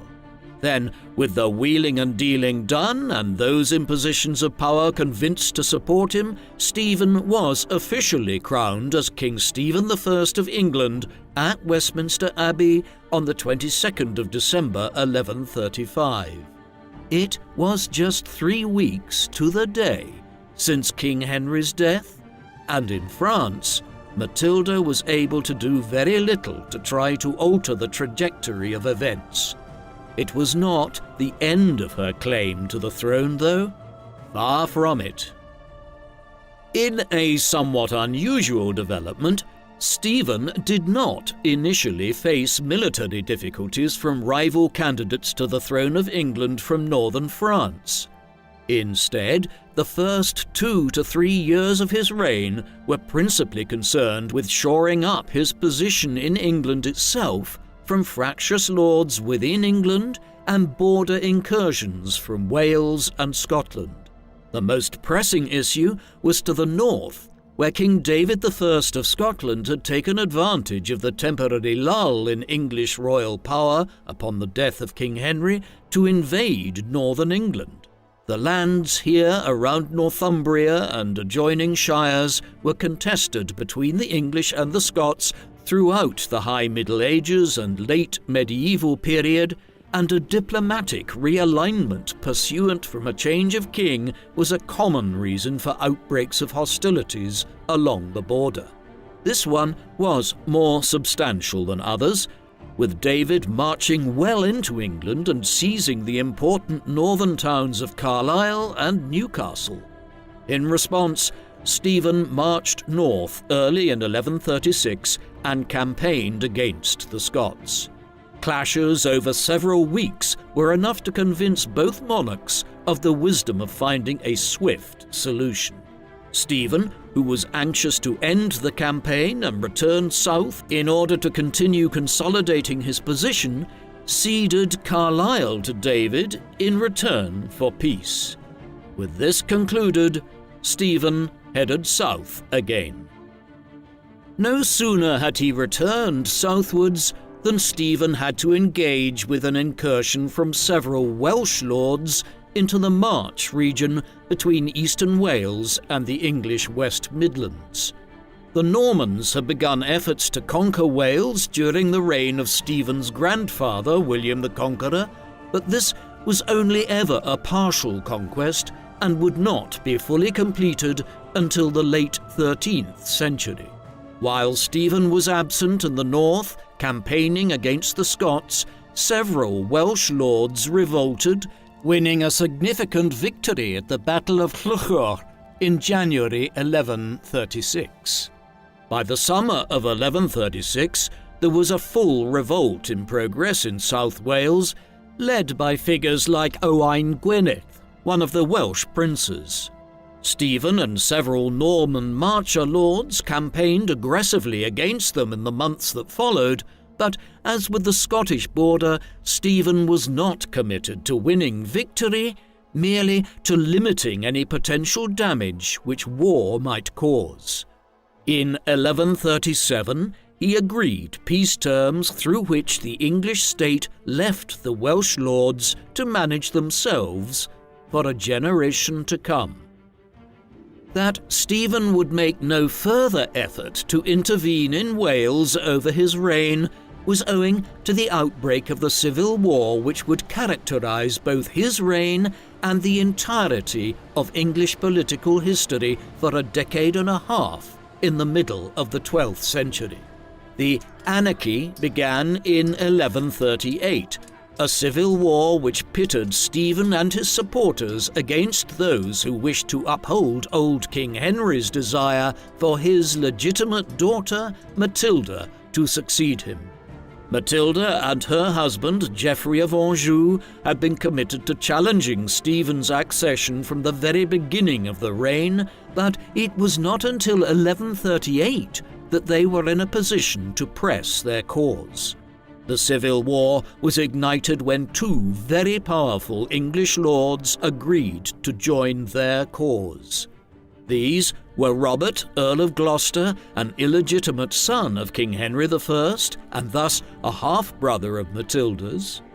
He was one of the leading peers of the realm, and had made clear from the very beginning that he was uneasy with the manner in which Stephen had usurped the throne in December 1135. In 1138, he agreed to take up arms in support of Matilda. Second was Ranulph de Gernon, 4th Earl of Chester. He was a leading Anglo-Norman magnate. Some of his lands in the north of England had been sacrificed by Stephen as the price of peace with the Scots in 1136, and his resentment at this led him to join the revolt when it began in 1138. Thus, with support from senior lords on both sides of the English Channel, Matilda and Geoffrey entered open conflict with Stephen. The first stages of the war occurred in 1139 when the Angevins, so named for the fact that Matilda's husband was the Count of Anjou, invaded England from northern France. With the die cast, Matilda's supporters made their allegiances clear.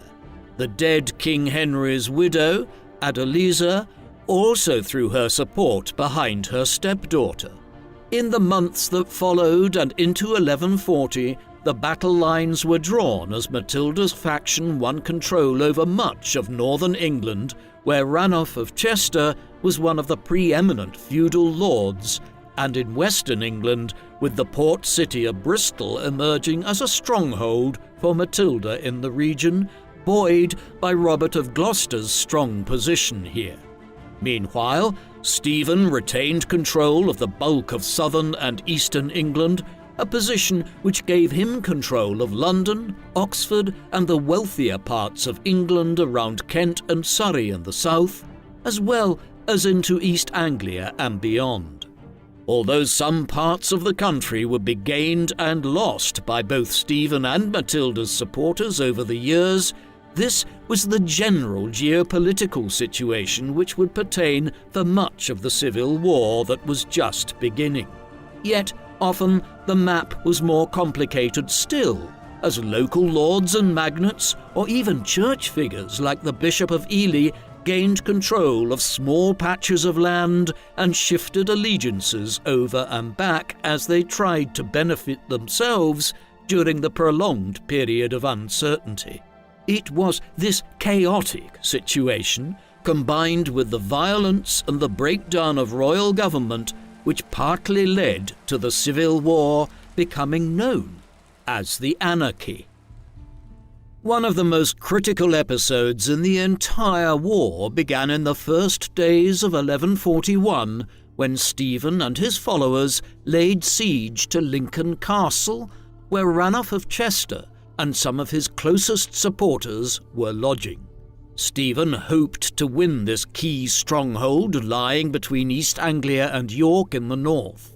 At first, Ranulph seemed to be caught unprepared, but the move soon turned against Stephen when, at the start of February 1141, Robert of Gloucester arrived to Lincoln to relieve the siege and to try to strike a decisive blow against Stephen's cause. The resulting Battle of Lincoln was one of the most important clashes of the entire Civil War, though it probably involved little more than 1,000 men on either side, an indication of the limited nature of warfare in 12th century England. Gloucester and his allies had the better of it, owing to a large contingent of Welsh auxiliaries who had joined Matilda's cause in 1139.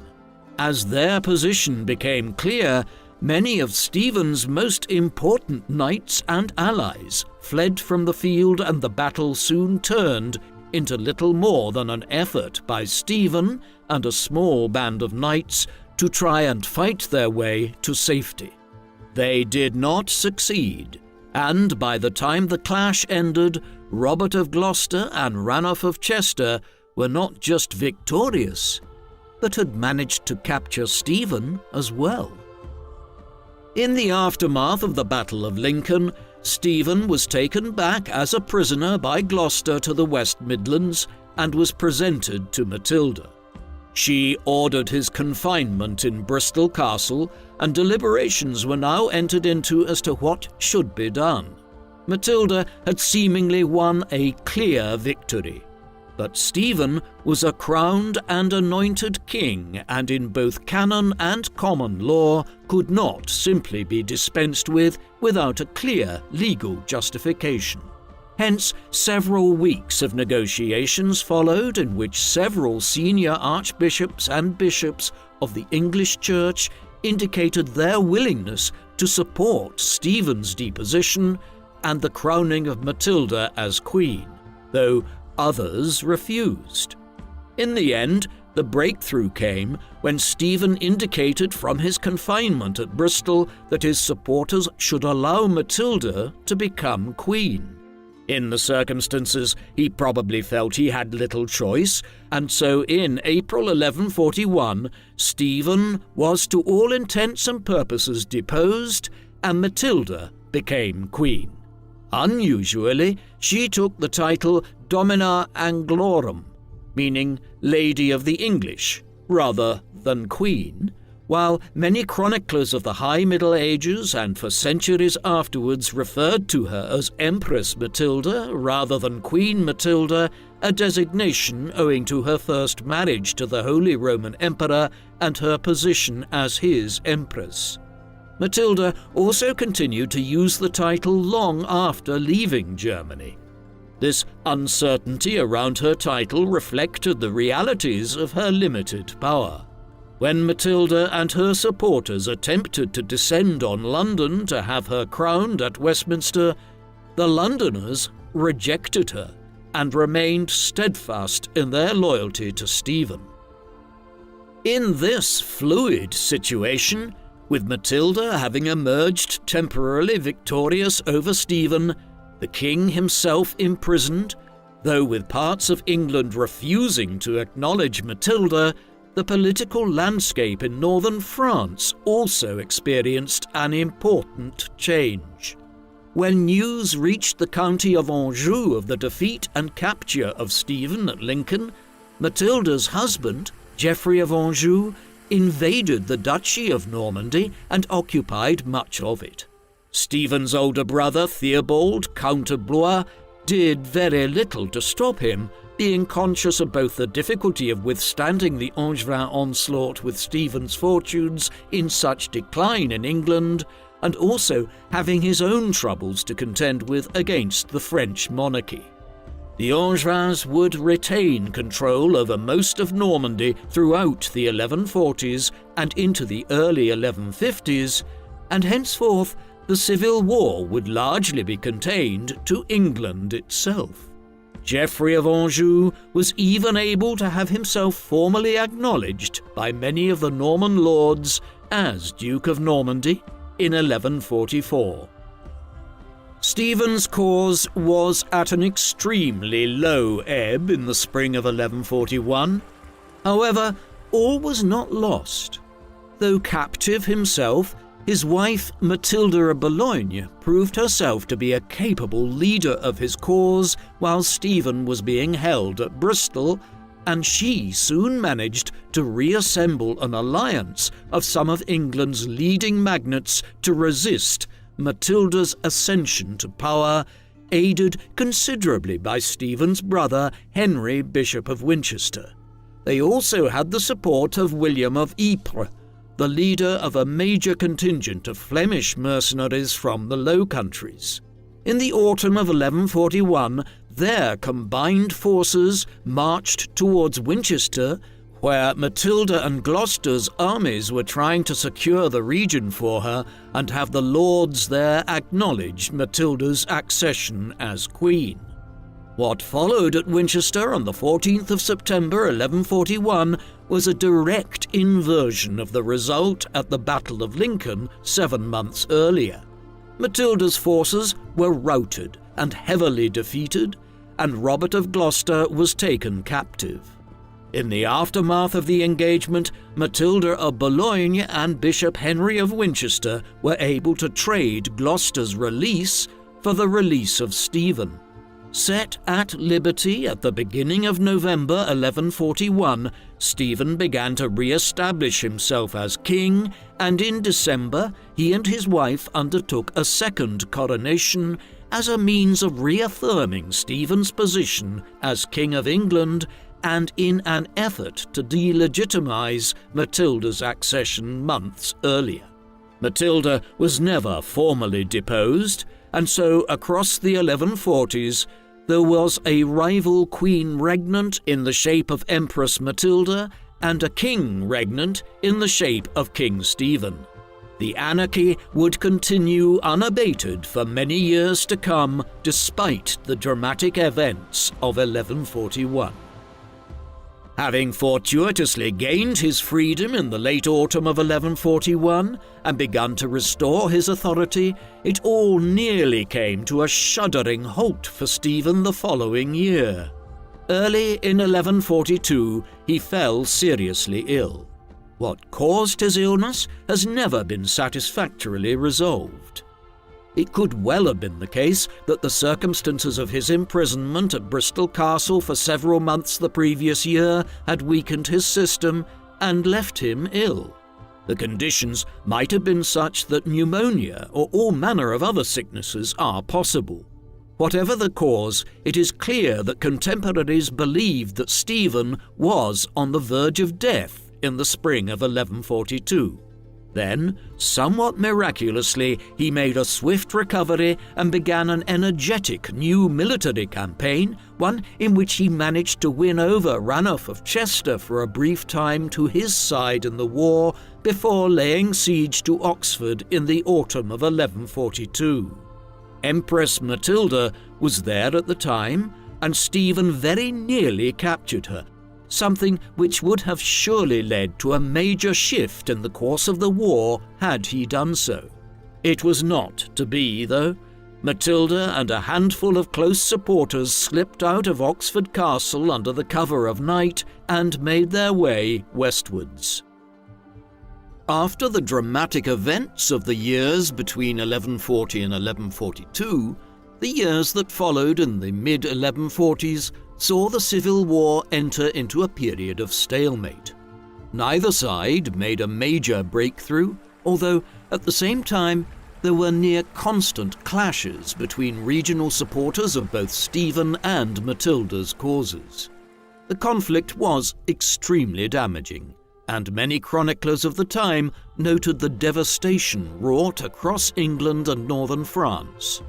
Agriculture was interrupted across the Norman dominions, and there was a general economic decline after a lengthy period of improvement under Henry I.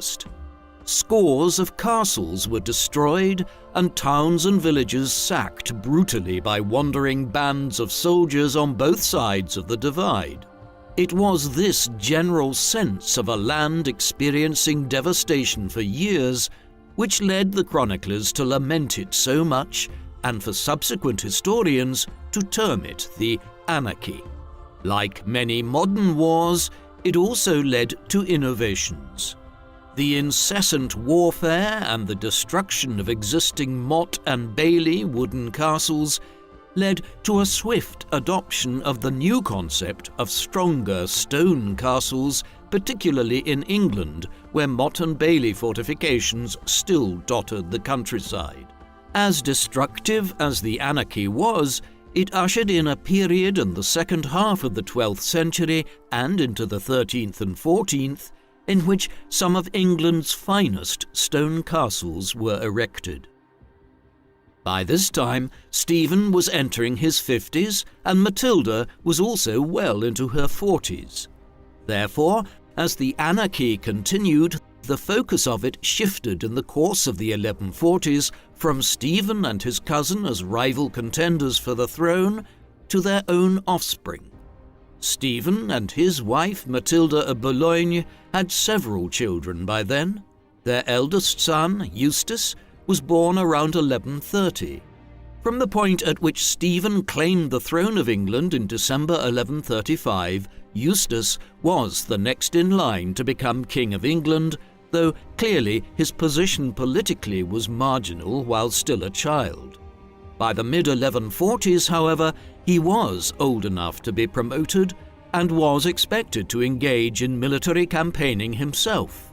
In 1146, he was promoted to the position of Count of Boulogne in France and knighted not long afterwards as his father began preparing him to succeed him one day.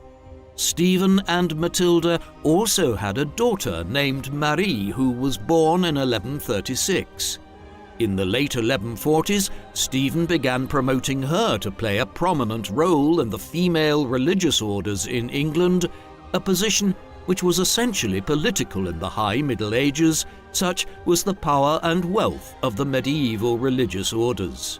Another son, William, was married to Isabel de Warenne, the only legitimate child of William de Warenne, 3rd Earl of Surrey, in 1148, just a few months after Surrey had died. With this, William was promoted to become Earl of Surrey, through marriage at just 11 years of age. Finally, like his uncle Henry I, Stephen also had illegitimate children, the foremost of which was a son named Gervase, who Stephen had made the abbot of Westminster Abbey in 1138, an important ecclesiastical office which he abused through his corrupt behavior. All of this was designed to embed Stephen's wider family into the political and aristocratic world of England and to shore up his dynasty in the process. A similar situation was developing across the English Channel in the county of Anjou. Matilda and Geoffrey had 3 sons in the 1130s. Chief amongst these was their eldest son, Henry, an heir who became known to the chroniclers of the time as Henry Fitz-Empress, Fitz meaning son of, and the Empress referring to his mother's first marriage to the Holy Roman Emperor and continuing use of the title of Empress. Henry was born in March 1133 and was just a few years younger than Stephen's eldest son Eustace. Already, by 1142, when he was just 9 years of age, his parents began involving Henry in the politics of the Civil War and sent him to England to spend time in the household of his step-uncle Robert of Gloucester. The point of this was to present in person Matilda's heir to the English lords who supported her cause. Henry, after all, would be her successor one day if she was to emerge victorious in the Civil War. And this is increasingly how the Civil War began to develop in the second half of the 1140s and into the early 1150s. It was no longer a conflict to see if Stephen or Matilda would rule in the long run, but which might emerge victorious in their old age and ensure the succession of their son Eustace of Boulogne or Henry of Anjou. The two sons became more central to the military campaigning as the years went by, especially on Matilda's side, after her second husband and Henry's father, Geoffrey of Anjou, died in September 1151, at which juncture young Henry became the de facto head of Matilda's military campaign. Even as the caste of those who were involved in the fighting changed, it remained a somewhat timid affair, such that several historians of the High Middle Ages have questioned whether we should even speak of a continuation of the Civil War in the late 1140s. One feature of this was the death of Robert of Gloucester in October 1147. With the passing of one of Matilda's foremost supporters in England, the political and military landscape changed further, so that Stephen and his allies were now more secure in their control of England, while Matilda and the supporters of the Angevins continued to control the Norman dominions across northern France. Another development was that the Second Crusade to the Holy Land began in 1145 and lasted down to 1149 in response to the conquest of the county of Edessa by the Muslim powers of the Levant in 1144.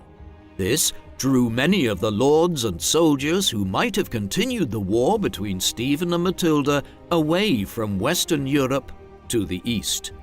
In this environment, Henry tried to launch several invasions of England in the second half of the 1140s, but these amounted to very little. In one instance, Stephen simply paid off the mercenaries that Henry's army was largely comprised of and ordered them to return home to France.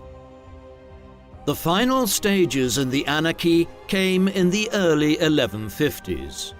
By then, Stephen's position had been somewhat weakened owing to a dispute which had emerged between him and the church authorities in England since the mid-1140s, while Ranulph of Chester continued to hold control over large stretches of the north of England.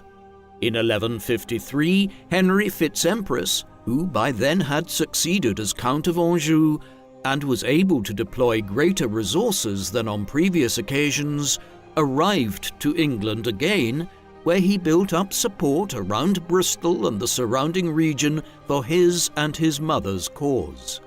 A period of pronounced military engagement and clashes followed over several months, much of it focused on a siege of Wallingford Castle in Oxfordshire on the periphery of Henry and Stephen's spheres of control. Something very unusual happened at this juncture. Many of Stephen and Henry's closest supporters now indicated an unwillingness to participate in a new bout of violent engagements which could destabilize England in a way not seen since the early 1140s. Faced with this unprecedented situation, Stephen and Henry entered negotiations which were brokered by leading members of the English Church. The end result was the Treaty of Wallingford, also known as the Treaty of Winchester, which was agreed at the scene of the siege late in 1153. Under the terms of this, Stephen, who knew that he now faced a young, energetic and capable enemy in the shape of Henry, and who was also in a difficult position when it came to church support in England, agreed that Henry would succeed him when he died, something which many people assumed was not many years away, given that Stephen was around 60 years of age by that time. This involved Stephen abandoning the claims of his sons to succeed him as King of England, but would ensure peace during Stephen's final years. The Wallingford Agreement was confirmed shortly afterwards by a more formal treaty agreed upon at Winchester. The Treaty of Wallingford was a peculiar agreement. Through it, Stephen had effectively renounced the claims of his son Eustace or any of his other children to the throne of England. Eustace was clearly disgruntled with the decision, though there is a debate as to whether or not Stephen did genuinely intend to accept the terms of the treaty, or if he was simply buying time in which to strengthen his position again and would then recommence the war and impose Eustace as his heir. This latter theory certainly corresponds with some of his actions following the agreement. The months after Wallingford was finalised saw Stephen engaging in a flurry of activity. First, he tried to reduce the power of Hugh Bigod, a perennially overmighty feudal lord in England, while he was also building up his military base once again. A setback occurred when Eustace died suddenly and prematurely in the autumn of 1153. Though Stephen's other son, William, now became a potential heir to Stephen. Questions remain as to whether Stephen was planning to eventually renounce the terms of the Wallingford Agreement and to try and make William his heir once he had built up enough strength and support for such a move. If this was Stephen's plan, it would never come to fruition.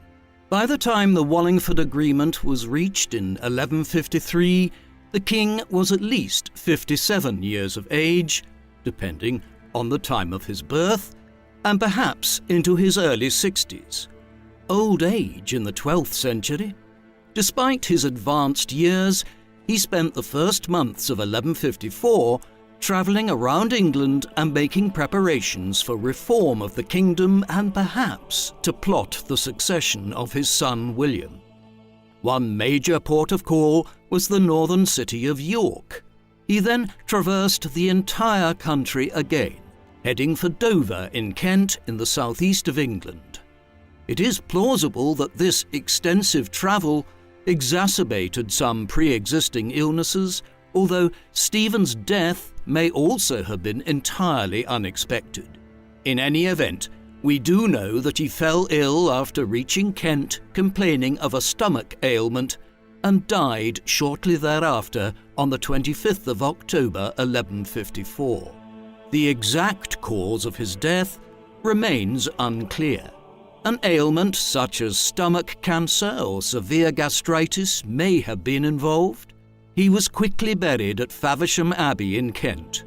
Stephen had patronised the establishment of the abbey just a few years earlier, and both his wife Matilda and their eldest son Eustace, who had died only so recently, were also interred there. The abbey was dissolved and largely destroyed in 1538 as part of the dissolution of England's monasteries during the English Reformation. In 1964, the empty tombs of Stephen and his family members were discovered, and there is a lack of clarity as to where their remains ended up after the 1530s, with local law contending their bones were thrown into a local creek. Stephen's death occurred at a broadly propitious time for bringing the long-running civil war to an end. Eustace's death a year earlier had ensured there was no power struggle between him and Henry, which there surely would have been had both men still been alive when Stephen died. Furthermore, with the Treaty of Wallingford having only so recently been negotiated, the other potential claimants to the throne were willing to accept Henry's succession as King Henry II of England. This new period of England's history is known as the Angevin Empire, to indicate Henry's descent through the House of Anjou and the extent of his territorial holdings on both sides of the English Channel. Under other circumstances, Some of England's nobles might have encouraged Stephen's younger son, William, to push his claims to the throne, but after nearly 2 decades of civil war and destruction, peace was broadly favoured by all. Henry II settled into a long reign. He would rule as King of England until 1189, though in time his own fractious family would sow disorder across England and Normandy, while the succession of his son John as king in 1199 ushered in an era in which the Angevins lost the bulk of their lands in northern France. Periods of civil war and disorder would punctuate England's medieval history every few decades for centuries to come. King Stephen has often been viewed poorly by historians of England and France in the High Middle Ages. The reasons for this are obvious. His long reign of nearly 2 decades was a period of near-continuous civil war, societal disruption and economic destruction across England, so much so that it is known as the Anarchy. The chronicles and histories of the time present a picture of a country ravaged by the conflict between the supporters of Stephen and Matilda. Many historians since have understandably laid the blame for much of this on Stephen. And yet, this is possibly unfair. The crisis was created by a succession dispute which was generated to a large extent by the nobles of England and northern France, who were unwilling to accept Matilda as the successor to Henry I. Had they done so, the chaos could have been avoided. When it did begin, it was perpetuated by Matilda, Geoffrey, and then their son, Henry. Stephen certainly played a part in all of this, but he was just one player in the whole sorry saga. Conversely, Henry I's promotion of him and the attitude of a great many feudal lords of England and northern France towards him would surely seem to indicate that Stephen was a capable figure of many good qualities. What was really at issue were structural weaknesses in the English and Norman state in the 12th century, and also the sheer happenstance of family creation. If Henry I had sired more legitimate sons, the anarchy would almost certainly have been avoided. That this wasn't the case was not Stephen's fault, though there is no doubting his centrality to the years of war and discord which followed the death of Henry I. What do you think of King Stephen? Was he responsible for the anarchy, or was he more of a symptom than a cause of the weaknesses of the Norman state in the 12th century? Please, let us know in the comment section. And in the meantime, thank you very much for watching.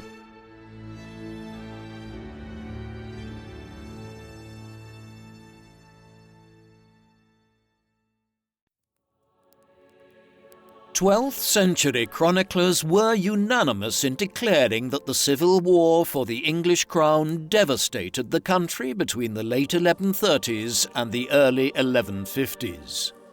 Castles were destroyed, lords and knights lost their lives and had their lands devastated, and even Matilda and Stephen came close to being killed on multiple occasions. Given the destruction and the suffering, the attendants, who filed into Westminster Abbey on the 19th of December 1154 to see Henry II crowned as King of England, must have wondered what the point of it all had been. After all, 19 years after the death of old King Henry I, his grandson was being crowned here as their new ruler. The line of succession had passed, albeit in a circuitous way, to the rightful heir to the throne. Contemporaries and historians have long since speculated that the issue was that England's nobles simply could not tolerate a female ruler in 1135. But that misses the point. Henry II's reign would be marked by constant infighting within his own family too, as his sons tried to constantly usurp his power in England and France, while the 13th, 14th and 15th centuries were punctuated by civil war after civil war in England. In the end, the Anarchy was not about a ship sinking in 1120 or the possibility of a female ruler. It was something much more substantial. It was the beginning of a very long period of political flux in which England was periodically torn apart by civil wars until, hundreds of years later, a constitutional monarchy dominated by a parliament rather than a crown came into existence. The importance of the struggle between Matilda and Stephen was that it began that long, arduous process of political change.